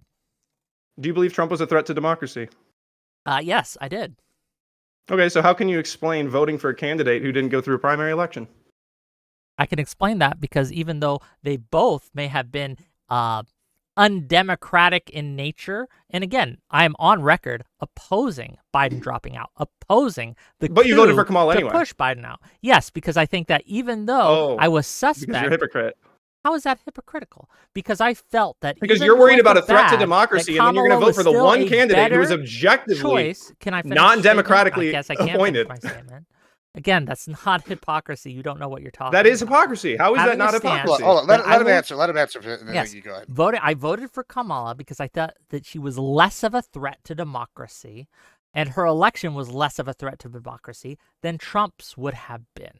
That does not make So me the a election hypocrite of a candidate because I who was appointed by the party, and say no votes. that you aren't letting me answer the question, right? I acknowledge. Well, you're just and saying say it's not that, hypocritical when it was clearly fucked is. up You're what just they saying did no, to it's Biden. not. Again, that's not hypocritical. We can move on. It's fine. I understood No, you've you come to haven't given concede me an this example. debate immediately anyway. We Explain can move how on to the that's second point. hypocrisy. Okay, is it democratic to have a candidate who received 0 votes before the general election? Is that in line with democratic principles? It can be if you have a democracy without a primary process. We didn't always have a primary process. You know that, right? Was America okay. democracy? Not always having a primary process, 50s? not the same as Democrats Hold on. swapping out their candidate after the primary. Did we have a primary process? You understand to elect that when we're Democratic talking about candidates in the democratic 50s principles in the United States of America? What does that matter? Because What if does that your matter? position is that it's only democratic if you have a primary process where the primary candidate gets votes in the primary, then you have to say that in the 50s, we did I'm not saying live in a democracy. Did the Democrats run a primary election? No.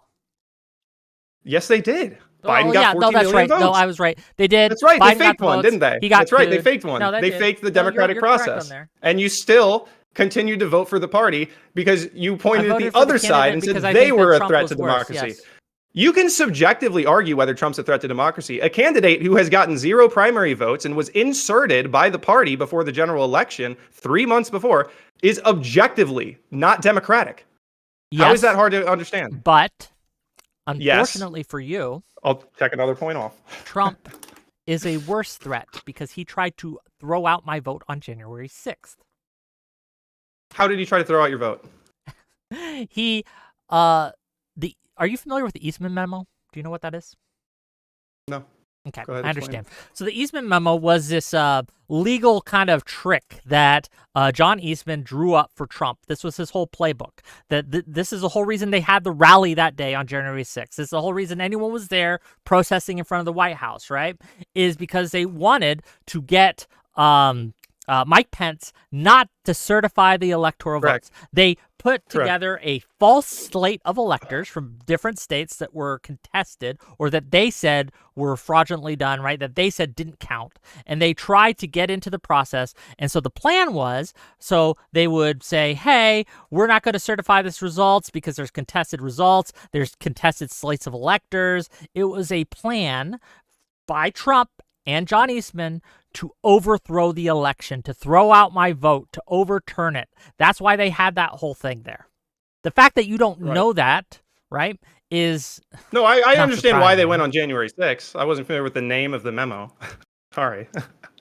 Well, can you explain? Can you explain how that's fundamentally different than what Pentuple's describing? If there's a primary process and then you bait and switch a candidate, because that seems to be his point Well, of contention. with I that. value my general vote more than my primary vote. I value both, and I opposed the Biden's being pushed out, and I'm on record doing that. You have recorded. You evidence still, of it. even after all of the leaks Yes. and her audio, you still Yes, oppose. You I think he still should have ran? that Biden should not have been pushed out because I voted for him in the primary, right? But I value my general vote more than my primary vote. That does not make me a hypocrite to weigh It does. different. You voted for an objective threat to democracy in favor of a subjective threat to democracy. Okay, So that's if I fine. You gave a can't preach choice- your.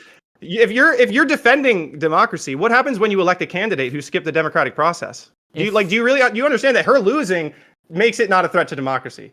If she had won, we would have had the first president that didn't go through a primary and was installed by their party. You want to talk about a threat to democracy? What precedent does that set for the political parties, especially this two-party system that everyone's desperately trying to get out of? Having a primary process is a relatively recent invention. It was happened in the 60s after the having the democratic process is no having a primary process, sir.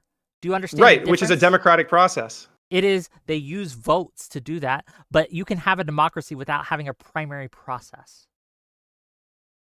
Plenty of people. Okay, there's a difference between not having a primary process and then ignoring a primary process that occurred. Would you agree that there's a difference between ignoring a primary process and ignoring a general election vote? Which is worse, in your opinion? Which ones actually happened? Okay, which is worse? Did we ignore a general election vote? If I know there were legal strategies that didn't work, but they didn't work. Nullified. They failed. You're using them as a threat to democracy, even though those strategies failed. I don't care if he failed. He tried. And that he tried. And that's within the rules. You're allowed to try novel legal theories. It was not within the rules to put together a false slate of electors, right? That's called fraud. Not by maybe your legal theory, but the legal theory of his attorneys, it was, actually. I can't just say, hey, I have a legal theory that I can destroy you and rape the you, logic was that if you don't have a submitted slate, then there is nothing to fall back on. It's iffy, but the idea that there's no legal theory. What we're talking about again is a legal process attempt. Simply saying, "Hey, I have a theory that I can rape you." Ignore the general election. What doesn't actually mean I can happened rape you. Was the next president was inaugurated. So all of what you're talking about is moot. The actual threat to democracy was taking place when the Democrats switched their candidate out. That objectively happened, and it affected the results. Let's. I feel like we've circled the drain on this. Yeah, this because is perfect time. Go ahead, please. Oh yeah, I forget I'm not the moderator here. I'm sorry. I apologize. You're fine, Whick. I do it too sometimes now. It's all right. What we're gonna do now is I'm gonna have the judges come in and ask a couple questions to get us a reframing, maybe take this a different direction with this. Let's start with Buckaroo. Buckaroo, what do you have for us? Goodness gracious. Can you actually go to Abers first? I have so many questions. Okay, Abers, go ahead. Go ahead, Abby. You have one for us right ready. Yeah, so sticking on the whole actual prompt, the MAGA versus woke, who's more hypocrite? So I think, could you guys go through some of just the platforms and, what each party basically has on their platform and how those main points of the platform are hypocritical? Okay. Penn, go ahead. Go ahead. You prepared for the debate. So I think, nearly... Probably one of the biggest issues with the Democratic Party right now is their issue with this blatant hypocrisy. You can list examples like defending women's spaces, and then they're the ones demanding men enter women's areas. Like I said, what was the third one I had here? This rule of law thing, that nobody is above the law. This current attempt that the Democrat Party and the left-wing agenda has to obstruct and impede federal law enforcement, specifically of immigration law, I think is a very, very easy example to point out of a major currently happening hypocrisy on the left. If nobody's above the law, why are you encouraging Judge Dugan to help illegal aliens evade a valid arrest? Why are you? I'm not accusing Whick of this, but the Democratic politicians are certainly excusing the protests in LA. They're talking about authoritarianism, talking about fighting back. If you're going to argue that Trump on January 6th encouraged an insurrection by tweeting out "Stay peaceful," then how do you not see what these Democrat politicians are putting out as is hypocritical? All right, Whick, go ahead if you want to answer her question. Oh, sure. Well, there's a very specific one. So on January 20th, 2025, President Trump signed Executive Order 14149. It was titled Restoring Freedom of Speech and Ending Federal Censorship. This is something that he signed, and he said this is what we're going to do. However, his actions since then have been massively hypocritical. The most recent example I can give you is the Trump White House, the Trump administration, contacted ABC to pressure them to fire, discipline, or otherwise let go Terry Moran, a reporter that they had, because the reporter made a tweet calling Stephen Miller a hater. A world-class hater, I believe was the words. This, a form of censorship, which is a form of censorship, flies directly in the face of what Trump says he was going to do. It's textbook hypocrisy. And we can look at this again and again. I have plenty of examples from him suing a pollster that he didn't like, right? For him engaging in a lawsuit over CBS, over a Kamala Harris interview, right? Where he's attacking viewpoint he's engaging in viewpoint discrimination. Bro, let me finish. He's engaging in editorial, trying to override editorial discretion and these things. And I have countless examples I can give you. And Trump is largely the largest threat to free speech we've seen in the last fucking 20 years. And it's not close. All right, thank you. Hold on, before you object, then just write it down because you can come back to it when we get back to open. All right. Any other questions, Abby? Well, I feel like my question was more about the parties, not necessarily one individual person. So I don't know if that necessarily answered the president. question. He's the head. Okay, sure. Okay, that's fine. Yeah, but nobody knows what you're talking about. And my example is what everyone knows is happening in LA, and which is much more widespread. Hold on. Am I a hypocrite for supporting Trump because of something I don't know about? Some random instance? Hold on, Ted. Hold on. All right, and by the way, the ABC interview, you're gonna act like they didn't fucking doctor the shit out of that. That absolutely deserved. If there's gonna be a lawsuit, hold on. That ABC interview defending that is fucking wild. I'm gonna mute you. Hey, you wanted blood sports, motherfucker. I do. We gotta get. Honestly, let him keep talking. It's only helping me, please. All right, fair enough. All right, here we're gonna go to Buckaroo now. She's gonna ask a question or two, and then we'll get back to y'all yelling at each other because that's what people want to hear. Go ahead, Buckaroo. Let's see what you got. So I have heard a couple different examples of ways that Pence believes there's hypocrisy from Democrats. I've heard one example. You've referred to hypocrisy regarding free speech. Are there other principles or policies that Trump or Republicans at large are ignoring in a hypocritical manner? So I would point to corruption. So Trump engaged in, first of all, the gift that Qatar gave him of the floating air palace, $400 million plane. It is textbook hypocrisy, right? And the reason why it's hypocritical is because the Republican base excoriated and did excoriate. You don't know what you're talking about at all. Again, you gotta let me answer. No, it's objectively not a violation. Hold on, just wait. Let him finish. Let him finish. And then you can, go ahead. Sorry, I'm sorry. You wanted blood sports, though. By the way, you got to tell me what the fuck that means. Again, far less valued gifts. They went them and took them to the ringer. I could also point to Signalgate. They went again for years. Butter emails. Clinton in the emails, the private server. Yet when it's discovered that Hegseth had mishandled classified info and they accidentally added a reporter to their chat where they're mishandling this classified info, and yet they defend that, rank hypocrisy. Oh, and also the crypto pump and dump. The pay-to-play action that Trump engaged in, where he hosted a dinner where the top 220 donators to his, or buyers of his, fucking Bitcoin, his Trump coin, or whatever he calls it, were invited to have exclusive access, with the top 25 getting a private VIP meeting. All of these things are textbook corruption, and they just and you're going to hear what you're going to hear happen is Pentuple's going to excuse that, say, well, no, it's actually okay because X, Y, and Z. Yeah, I'm going to explain a few things like the law, for example. Oh, you go. Okay, go ahead, Pen. All right. So let's see, where can we start there? Signalgate. You're comparing, by the way, Pete Hegseth wasn't even the one who added this reporter to the group chat. He was the one that mishandled the info. To equivalate that, to equate accidentally adding a reporter to a group chat on Signal to a presidential candidate setting up a private email server and then deleting 33,000 subpoenaed emails as if those are equivalent to you is discrediting.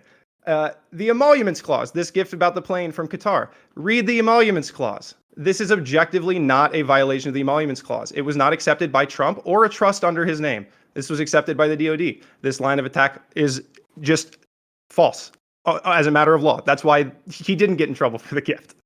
Hey, can you remind me the prompt? Is the prompt, are what they doing legal or is what they doing hypocritical?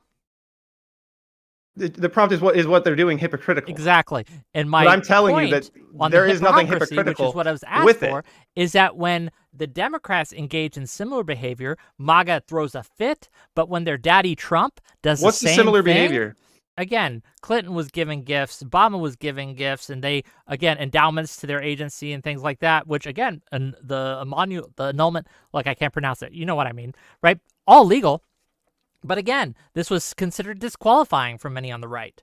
MAGA found that disqualifying. Trump found that disqualifying. But then he's engaging in the exact same fucking behavior. It's not the exact same thing to accidentally add a journalist to a group chat.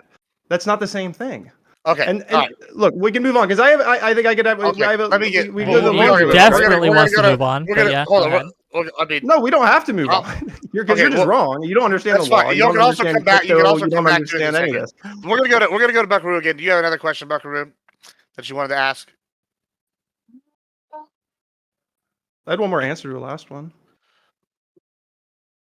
All right, then we're gonna go. All right, then we're gonna go back to open. Another example. Right, another example of 15 minutes or so. 15 minutes. Hypocrisy on the two sides. I don't feel hypocritical on this issue, but I will be accused of hypocrisy on this issue.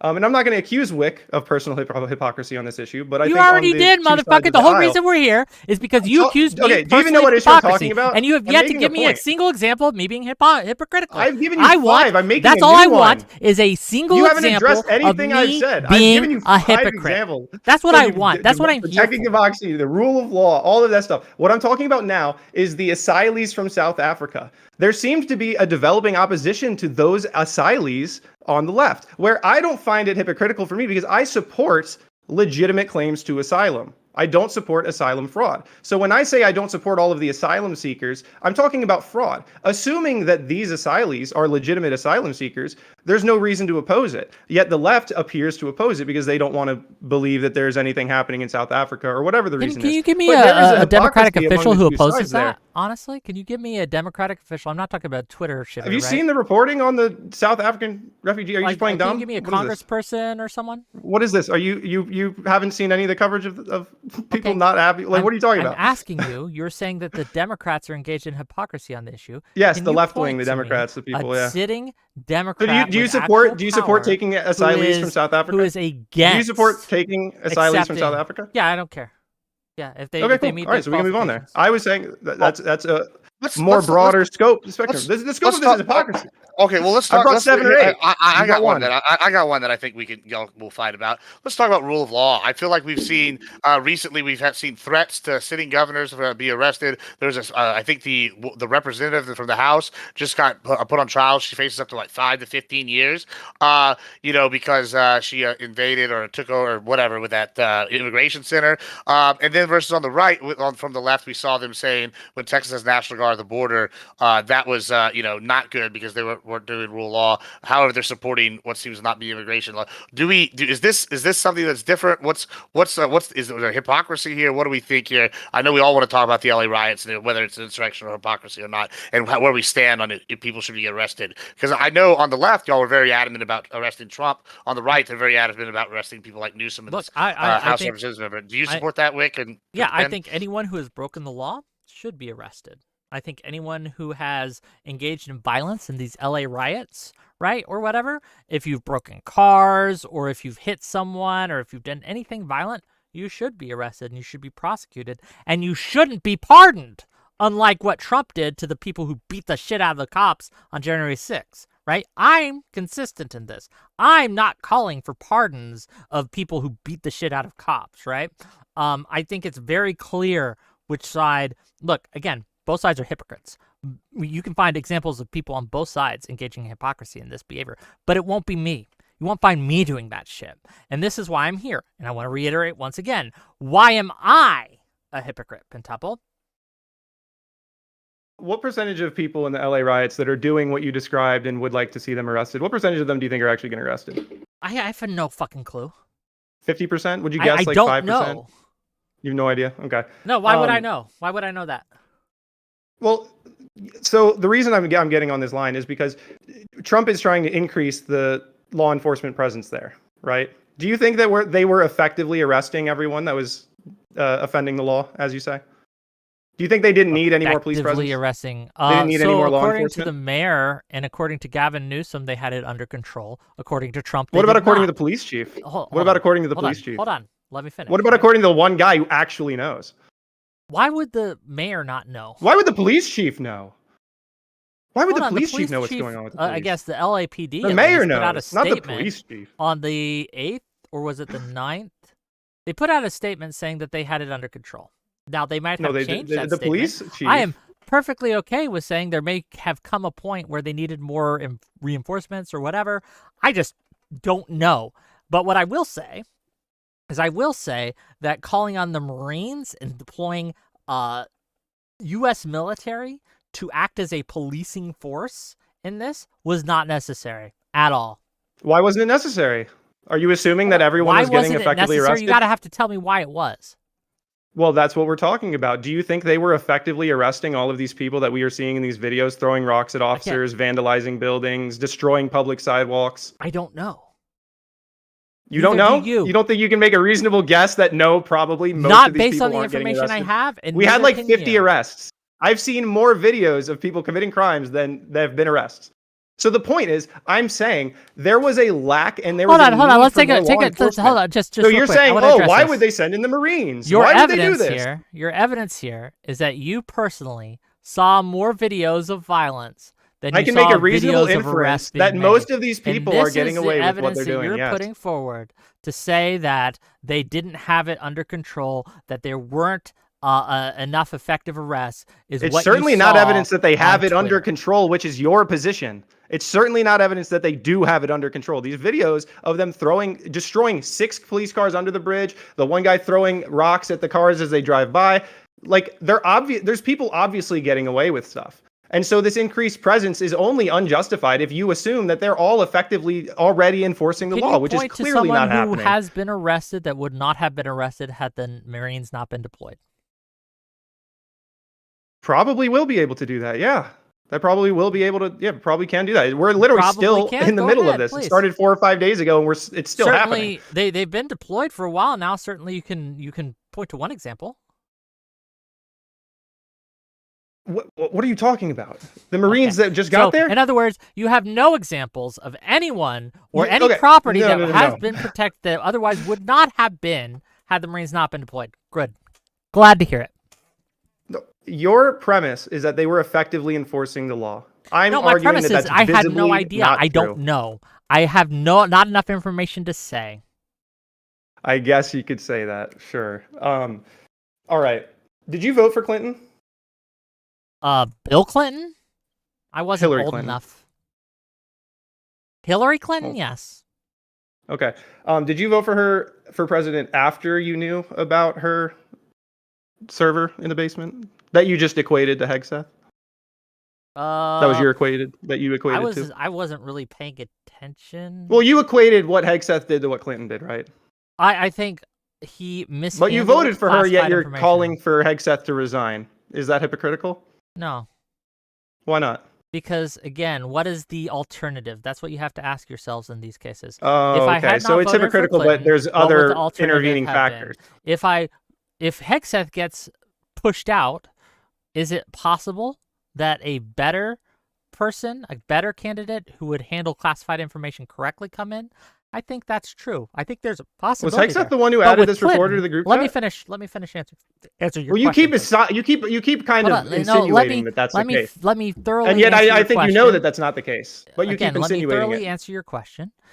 With Clinton, there was no realistic possibility that if Clinton did not win, that someone who would handle things better would have been elected. Trump was, again, the alternative, the only realistic alternative, right? I was, again, one of my first political kind of awakenings was during the 2000 election, and I lived in Florida at the time, and I saw what happened to the people who voted third party and the regret that they had based on the very razor slim margins that Gore lost by in that election, right? So there was no way. Your response is hypocritical, but there's intervening factors that justify it. The choice you're not countering the hypocrisy, which is what we're here to talk about. Clinton, they were both bullshit, but Trump was worse. That is not hypocrisy to vote for the lesser. What did Trump do?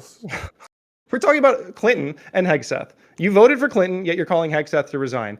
Clinton set up a private server unlawfully and ignored subpoenas when she was caught. Hegseth was in a group chat that he didn't even add this reporter to, but you keep insinuating it. What's going on here? He was in an You're saying, oh, it's hypocritical, but there's other intervening factors because I really hate Trump, which is fine. I get that that's why you chose to be hypocritical, because you're trying to protect other principles. You're not always trying to protect against hypocrisy. But you get to back up. It is hypocritical. You're calling for Hegseth to resign. I go back to the definition of hypocritical. Hypocritical is saying one thing, but you then voted doing the for a other. president. What have I said and then done the opposite of? Subpoenas and deleted all of it. That's all I'm saying. That is like, if you don't understand how that's hypocritical, I just don't know. I don't know what else. I don't think you know what hypocrite means, frankly. Oh, you didn't even prepare for the prompt, so I don't even think you're here to talk about hypocrisy. Let me just try. Example after example of clear hypocrisies between the two sides, whether it's personal or whether it's the two sides. We're here to talk about both. I'm making my arguments, and you're just saying, no, it's not hypocritical, even though it's clearly hypocritical. You're talking about demanding the resignation of a man for mishandling classified info when you voted for a presidential candidate who intentionally mishandled classified info. You still won't even answer that Hegseth isn't the one who added this guy to the group chat because you know it makes it doesn't matter. He was in an it doesn't matter. What do you mean it doesn't matter? Mishandling classified info. The intent of the people is obviously hypocritical. Obviously, there was a large risk of people who were not qualified or read in to have access to that information had access to that information, and he shared it in a location he should not have. This was classified intel that he shared. Do you agree that he shared? And he should resign. Intel?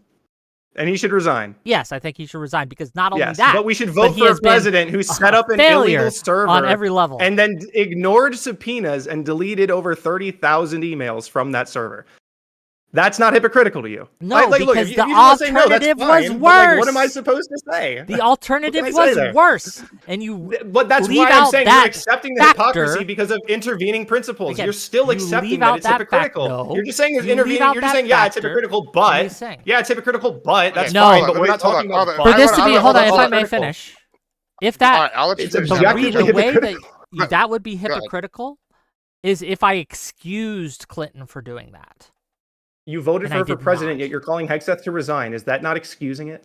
No. Is that not excusing it? No. No. Me voting for someone give someone the presidency, but he can't every be single thing they do. Why would it be? Oh, hold on. Let me ask. Do you agree with every single thing Trump has done? No. No. Obviously, but you voted for him, yes?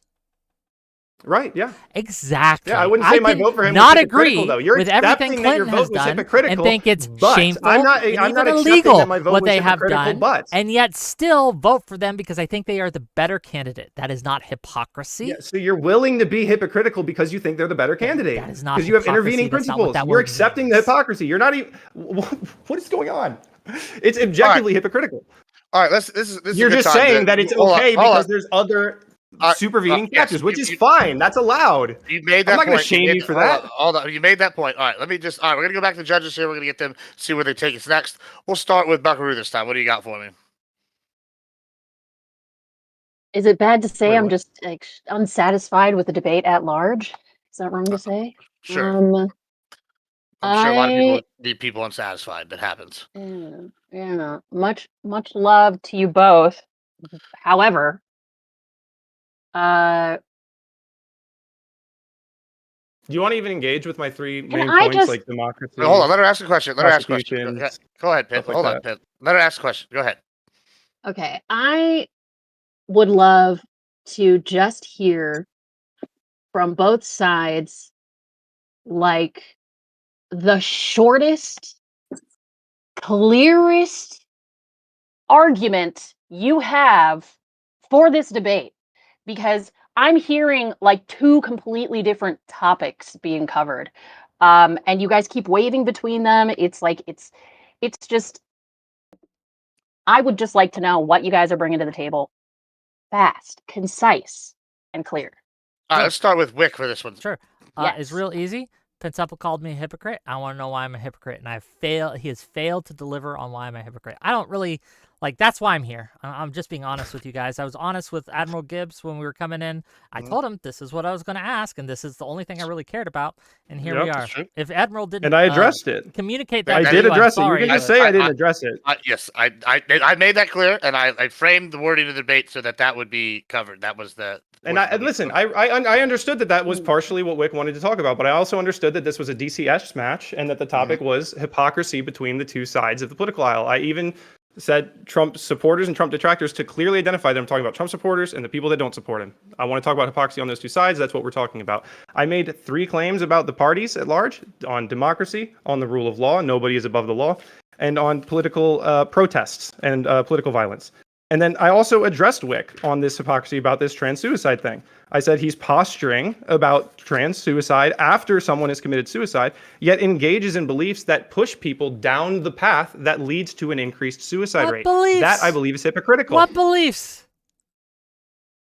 What beliefs do I hold that push people to kill themselves? Do you support trans rights? Do you support people going down the transition path? What do you mean by trans rights?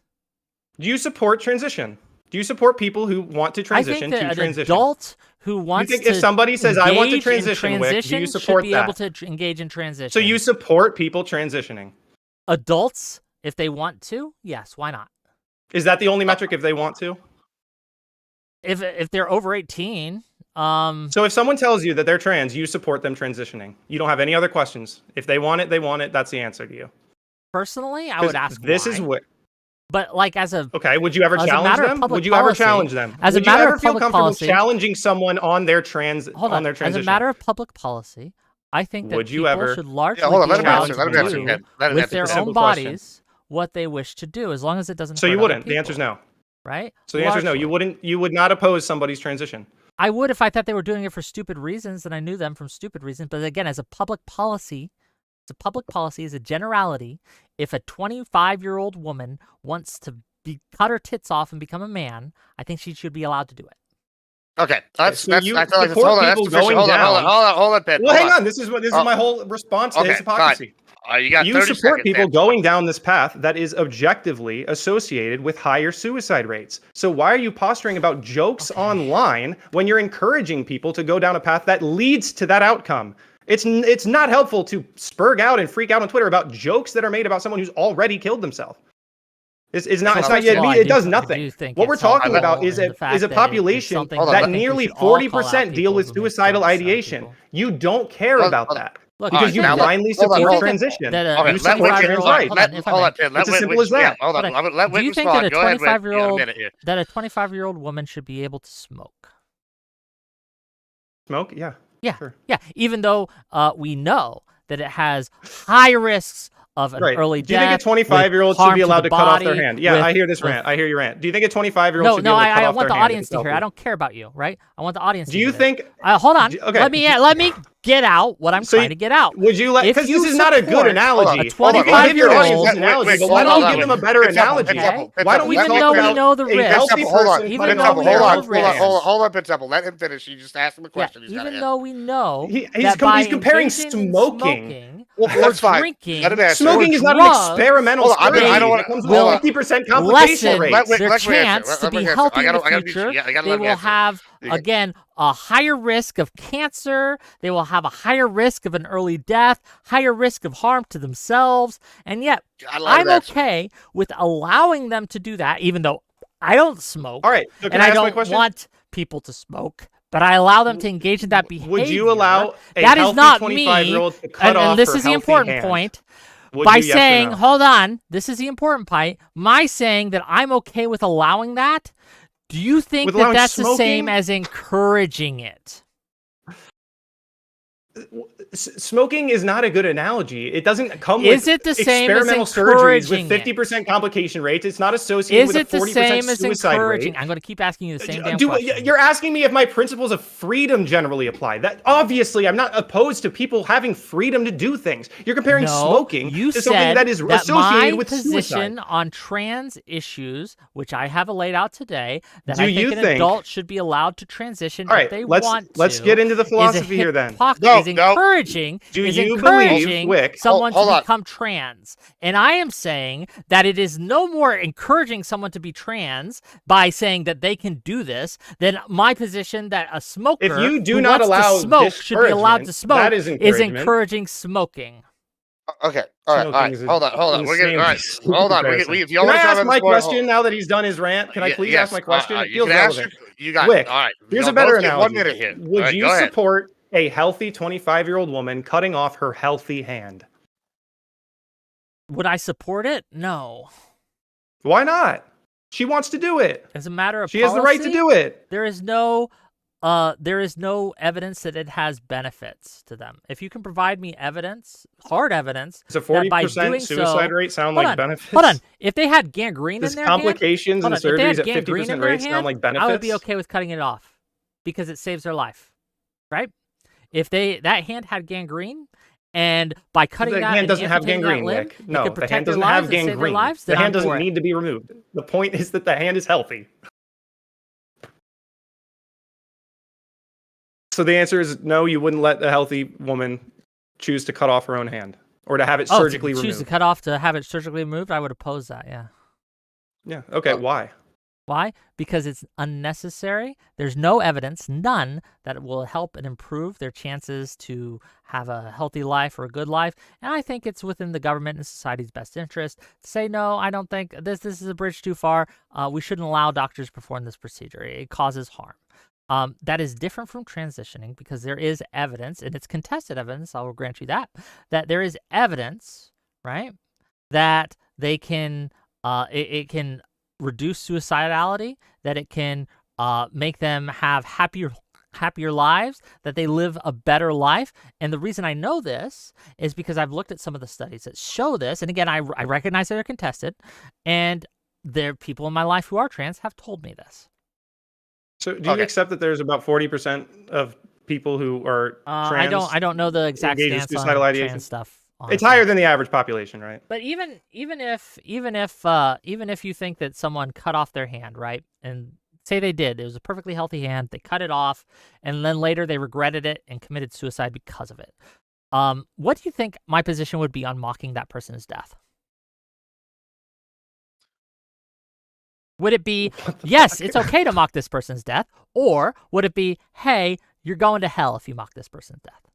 So, all right, let's talk about mocking death. No, I right? think this is very important. Mocking death this is very important to focus on because when you accuse me of hypocrisy, because I point out which I laid out, mocking suicide, mocking the death of others needlessly, especially children, you're not interested in the fact that 50% of trans surgeries have complications. Terrible. You're not interested in the fact that 40% of this population has suicidal ideation or commits suicide. Yet you posture about jokes online. You are a hypocrite because you pretend to care about this population, but you don't. You have no interest. Have you ever even considered that these people could be receiving different treatments? Have you ever considered that maybe we should be giving trans-identified youth? None of this matters. Maybe we should give this little boy who feels like a girl how we're supposed to be talking about hypocrisy with me specifically. Yes, which I laid out for the party, but and he's I trying laid to out have for a you trans debate issue. because he knows. And you haven't. Your you audience, just basically he knows he has nothing. I don't care about the prompt. He has no examples of my hypocrisy. He has nothing to say. All right, everybody stop. All right, we're gonna go to Abby. She didn't get to ask questions. I'm gonna let her ask a question, and then I'm gonna turn you loose because that's clearly what we all want to do. Abby, go ahead. Let's take us somewhere else here within this frame of debate. What you got for me? Well, if you don't got nothing, that's okay too. I can just let him go. Girl, I hear you. It's that well? Oh my God. Have something to ask about when it's pretty clear that one person came in bad faith. So hold on. All right. Well, we'll move. No. Bad faith. What's bad faith, please? You're ignoring all of my arguments. With the topic, you didn't. I told Admiral Gibbs I would do this. Admittedly, I told Admiral Gibbs that makes you hypocritical. That makes you hypocritical. You joined that a I was going DCS to do match this. intending from the start to not engage with the format. What the fuck? I let him know that this was happening. I didn't hide it. I didn't come so in wait, with what do you think the judges are here for? What are they supposed to judge us on? Hey, I'm going to actually do one thing? thing, but then done the other. I was up front and audience, and when we're trying. The debate frames. Hold on. The topic, including the topic and what you laid out, what I did is I said, "Who is the hypocrite?" And you can boil down to real simply, which one of these two fuckers is the hypocrite, right? And I that's kind of where we're going with this, right? Okay, but I want to probably the guy who voted for Clinton, but said Hegseth should I want to resign. know why me being honest and upfront about what we're doing. Just let me finish real quick. I think the most bad faith thing that you said in this was at the very beginning when you said no, you didn't even listen to his opening statement. That's pretty bad faith in a debate. I don't think that's bad. Let's let them continue the debate. Yeah, I agree with that. Yeah. I mean, I hear you. Sorry, I'm not trying to moderate or anything. Look, honestly, I hear you. I'm keeping all my judgmental notes. With the prompt. I think we've gotten it out. I've made my arguments. I laid out 3 examples that I thought that the left is hypocritical on, and that I think Whick is hypocritical on with this trans suicide thing. I've laid out my argument. Let's go to closings. Yeah, that's fine. Let's go to closings. He's not here to engage with the prompts, so what are we doing? Yeah, that's fine. We go to closings. We're about that time anyway. We're at exactly an hour, which is perfect for DCS. So go ahead and hit. You got 3 minutes, Whick, to close out what your thoughts are here, and then I'll let him go, and then we'll have the judging. Also, Whick chatters, come to my chat here as soon as they're both done with closing, and then we'll be voting. So that's the secret. And then get your voting in. Vote for your boy. Make sure he wins. Whatever chat you're in. All right, go ahead. Okay, here's the deal, right? I was accused of being a hypocrite. I challenged Pentuple to come and tell me why I was a hypocrite. Gibbs asked, "Hey, can I moderate this?" And I said, "Sure, why not?" He wanted to make some money off of it, do this DCS thing. I didn't care about any of that, and I told him I didn't care about any of that. I was simply here to ask Pentuple to tell me exactly why I was a hypocrite. He's failed to do so. He hasn't provided a single example of actual hypocrisy from me. He's tried to, and he's claimed that he has, but he doesn't understand the meaning of the word hypocrisy. I've also been accused of bad faith because I told everyone exactly what I was going to do and then did it. That's not what bad faith is. Bad faith is if I had pretended and come in and said, "Hey, I'm actually going to engage with prompt and engage with the debate." And just debate as the prompt said, and then not done that. That would be bad faith. You may not like that I came in here and told everyone did exactly what I said I would do, but that's not bad faith. You may find that poor sportsmanship, but that is not bad faith. Let me finish, please. Again, when it comes to hypocrisy, I do find it ironic that I keep being accused of things, and then when I ask people to substantiate those claims, they keep failing to do so. And that's why we're here. That's why I'm here. Thanks for listening. I enjoyed this. This was fun. All right. Thank you so much. All right. Here we go. So, I'll skip over my, I came with the prompt prepared to argue against the 2 sides, and I did. I made the point about democracy, the rule of law, the protests. And then we addressed Whick, and now Whick wants to be pressed on his hypocrisy. And I feel like I did. I know he's denying his hypocrisy, but I think that your admission that you voted for Hillary Clinton, yet want Hegseth to resign, I feel like that was a very blatant example of hypocrisy. And then again, on the trans suicide jokes, I find it very hypocritical that you posture so heavily about jokes about suicide of this population, yet have seemingly no interest in the reason that this population is predominantly associated with suicide. So I think those are 2 very good examples that you can just deny and pretend I didn't say. But ultimately, I think I've made the case that not only is the left wing and Trump's detractors hypocritical on my main points, but also did absolutely address Whick's personal hypocrisy, both on trans suicide jokes as well as Signalgate and Clinton. Those were short updates. All right, chat. The poll is up now. Make sure y'all go vote. Ladies, message me who y'all voted for, or think who won, and in a DM, and then we'll call on y'all in a second. I'm gonna go take a piss. Y'all have fucking drained me, and it's been very entertaining. I'll tell you that. Did Gibbs not tell you guys what I told him? I told everybody the prompt. To be clear, I said I literally told him what you said, and I told him, and I told you what he said. And then I put the prompt that covered both of these things. Can I read to the audience? And I want your permission, Gibbs. Can I read to the audience the DM I sent you? You can absolutely tell them that. I can. I mean, if you want me to read it, it doesn't matter. You read. I can read it. Hold on. Let me. What does the DM say, that it wasn't a DCS match with a prompt and 2 judges? No, it does not say that. Oh, okay. Well, So it was still a DCS debate with a prompt and 2 judges. Let me find it. I'm just saying that's what I came here for. I guess Whick didn't get the memo about how the prompt works. That's fine. Oh, so yes, Okay, we had a back and forth of getting a time, right? Which unfortunately I had to push it back from what we initially scheduled, but that's neither here nor there. And then he sends me a text saying that it's going to be a DCS match. And this is a reply I sent him on the 28th of May at 13:54, so 1:54 p.m. for those who aren't in military time, right? It says, okay, just to let you know, I don't care about the ranking thing. I'm not going to be doing any of that. I'm going to simply mock him and explain and demonstrate why he's retarded. Toss friendly, of course. You failed. That's what I told miserably. everyone that I was going to do. You Or I failed. told Gibbs. You still If failed. Gibbs didn't communicate that to you, still fire. failed at that, But that's too. what I I told him. communicated. It was communicated. Don't worry. So that's not bad faith. I was up front. I was honest. I told y'all. There's a reason why I worded it the way I did. It was who is the hypocrite? Because y'all both calling each other hypocrite. I thought that was pretty self-explanatory in the title. And then we just had MAGA versus woke because y'all both MAGA and woke. So I feel like I don't think there's any confusion on my side. Yeah, I like by anybody here. Nobody can say I didn't make it clear. Let me make that clear. Everybody knew what they was getting into. So no, doesn't follow me at all, Parallax. They both knew. Both sides just admitted that I made it clear. So we're good. We're good on that. I just think it's funny that even what he said out to do, he failed. All right, we got about 20 seconds here for voting. Let me just check this thing, and then we'll get moving here and get everybody out of here. It's true. I was a little more polite than I maybe have intended, or not intended, but intimated I would be. But okay. I just guess I'm too nice of a guy. Fair. All right. Yeah, that's fine. All right. Looks like chat has the most voting we've ever had. Let's see. Almost done. We got 24 votes, looks like, so far, and Pentuple's got it 18-6. All right, chat, let's go with these. Abby, have you already sent me who won? Let me check a look here. Okay. I'll start with Buckaroo. Go ahead. Tell us who won and why.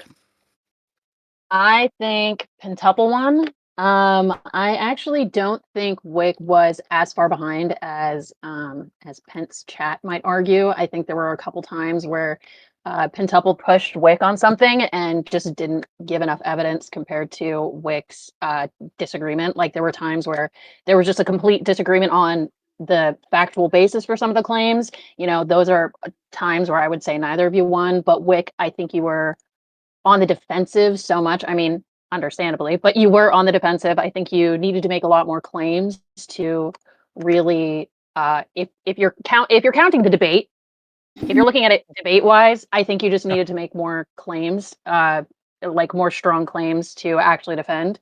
Where Pentuple came out with a lot of really strong claims, he had some evidence that he could directly reference, and I would say you didn't argue, you didn't refute every single claim. So literally by 1 point, I picked Pent. All right, let's go to Abby. Go ahead. So given context, it helps a little bit, but at the same point in time, I don't think that being honest about coming to a debate in bad faith then makes it good faith. So he admittedly from the beginning didn't engage with the topic, said I'm here to talk about me. And I think, if it boils down to talking about you, with the Clinton Hegseth thing, there were some very good points there made, not saying that you're hypocritical 24/7, but that was a good point to make. And on the original topic you wanted to talk about, it seems to be neither here nor there. I was under the impression that we were talking, who's more of a hypocrite, be it woke versus MAGA, and that was kind of the original topic. And I feel only one person really came prepared to discuss that, and admittedly so. Pentuple. All right. Well, that was fun and exciting, and I hope everybody enjoyed it. We're going to be going on to our Women's Wednesday Wednesday. Thank you. Yeah, that was enjoyable. All right, let's give shout-outs here. Everybody tell us what you're doing the rest of the week. I know we got some exciting things. Let's go to Pentuple. We'll go to you first, then we'll go to Whick. Go ahead. Yeah, I mean we do politics, and also we have a poker league. So come join the official Twitch poker league if you're into that. It's open to streamers and chatters and whoever else wants to play. We're going to be doing an event later this month on the 21st, and then we're starting season 2 of the official Twitch poker league on July 1st. And I also stream baseball on Sundays. I play in a men's league, so if you want to watch some live baseball games and see your boy go up and get some singles, tune in on Sunday. That's what I do. All right, Whick, go ahead, take us away. Sure, we got some great things coming up. First of all, tomorrow we're actually having a trans debate, which I'll be moderating between Talibots and Aaron versus Not So Erudite and Soy Pill, and that should be fun. Tune in 6 p.m. Eastern. It'll be a great show and a great debate. Then on Friday we have a double header. On Friday, first of all, at 6 p.m. Eastern, I'm going to have Irrelevant versus Gibbs and meet Talibots. We're showcasing a new show we're doing, co-hosting, and they're going to be talking about the riots and the behavior of the protesters, as well as a response from all involved. And then after that, at 9:15 p.m. Eastern, I'm going to go on with the Raging Tomato, Sarah, who has invited me to co-host with her, and it's going to be a debate the moderators. So if you have problems with anything I've said or anything I've done, or if you just want to debate me and try your hand and maybe do better than Double did here, you're free to do that. Frankly, this was amazing. I think I did what I wanted to do, and I demonstrated what I wanted to demonstrate. It was great. So thank you for having me, Gibbs. Anytime, Pentuple, you want to get made embarrassed, call me up again. I love doing it. Bro, we literally did. Right, are you just blacking out the last hour? You just blacking it out? All right, well, that's good. Nothing happened. You can argue more later. Listen, that was fun. I enjoyed it. All right, here in about 20 minutes, we're going to be doing our women's panel. I'll probably put on something to react to it in the interim. Hope to see y'all there. Thanks to all my competitors for coming in. Thanks to my judges for judging. It's been fun. 3-0. Fine. 3-0, Whick's a hypocrite. Give me a second, gang. Oops, wrong button. Okay. Did you enjoy that, gang? I enjoyed that. This is why I don't take that side of things seriously. I think that anyone honest listening to that, he had one claim to prove, and he failed to prove it. He had to tell me why I was a hypocrite. Him saying that me voting for Clinton, yet wanting Hegseth gone, was hypocritical, means he doesn't understand what hypocrite means. He just doesn't. He doesn't know what the word means. There's a scene in Idiocracy, a courtroom scene near the beginning of the movie, when he's fast forward in time, when he goes into a courthouse because he's been charged with something, and the most idiotic people are set against him and berating him and making fun of him, or think they're making fun of him, right? And he's just sitting there like, oh, you're all idiots. That's basically what today was. I was the person in the courtroom, which I knew to be going in, to be clear. I knew what I was getting into. I knew there was zero chance of me, like, God himself could come down and say, Whick is correct. These people are just, they're bad faith. Well, no, not bad faith isn't the word. They're stupid. They're retarded. And yeah, retards think retards win. That's how you go. Anyway, but it is what it is. So, did you guys like it though? Did you guys have fun? If you did, then it was a win. No Cow Mike says, Whick, that was about the most ridiculous hour of content I sat through. I think you owe me a super chat as repentance. True. It was fun watching him stumble, though. It was fun watching him, like, flail about, searching, seeking, looking for anything, right? He wasn't prepared at all for what I told him we were going to talk about. I let him know that, hey, I'm going to ask you to tell me why I'm a hypocrite. And he didn't have answers. He had to search until he found one. But, yeah. This is what it is. Sempartech says, I was grandly amused. True! True, and that's what really matters. But here we are. So Lavinka says, very cringy at the end when he was doing those hand signs. Was he doing hand signs? I didn't look at him. Tash God of Fool says, sometimes you need to have the bad debates to make the good debates much better. True. Fair. Cardi says, yeah, I didn't hear any hypocrisy. He was giving examples that don't satisfy the condition of hypocrisy and then insisted over and over again that it was ad infinitum. Yes. John Polk says, I've seen Myron from Fresh and Fit moderate better. Look, Gibbs is a fun guy. Okay. Throw my gang signs. Whick. Whick gang signs. Whick in the house. There's my gang signs. Yeah, it wasn't close, Testy Johnson. It was a total Whick victory. He got made to look like a fool, and I will do it again any day, anytime.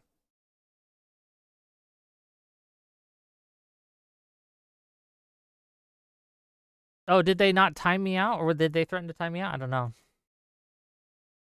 The perfect Audacity says this is a perfect amount of gay and just in time for Pride Month. Third, 1, 2, 3, 4. Nice to see you. Welcome to the show. But no, I think we had a good stream today. Tune in tomorrow for more Whick content. It should be an actual good faith debate tomorrow. I know all the people involved except for Aaron. Aaron is Tollybot's friend, but I trust Tollybot's.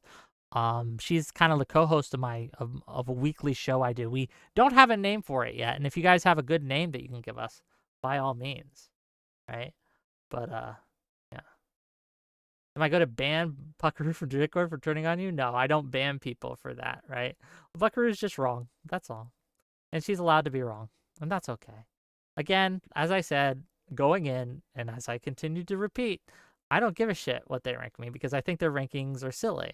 The way they do wins and losses there isn't indicative of what someone did was better or worse in a debate. It's basically who they're friends with. And that's all these things are, right? At the end of the day, any of these voting things is who do you like more? It's a popularity thing. It's not a who debated better.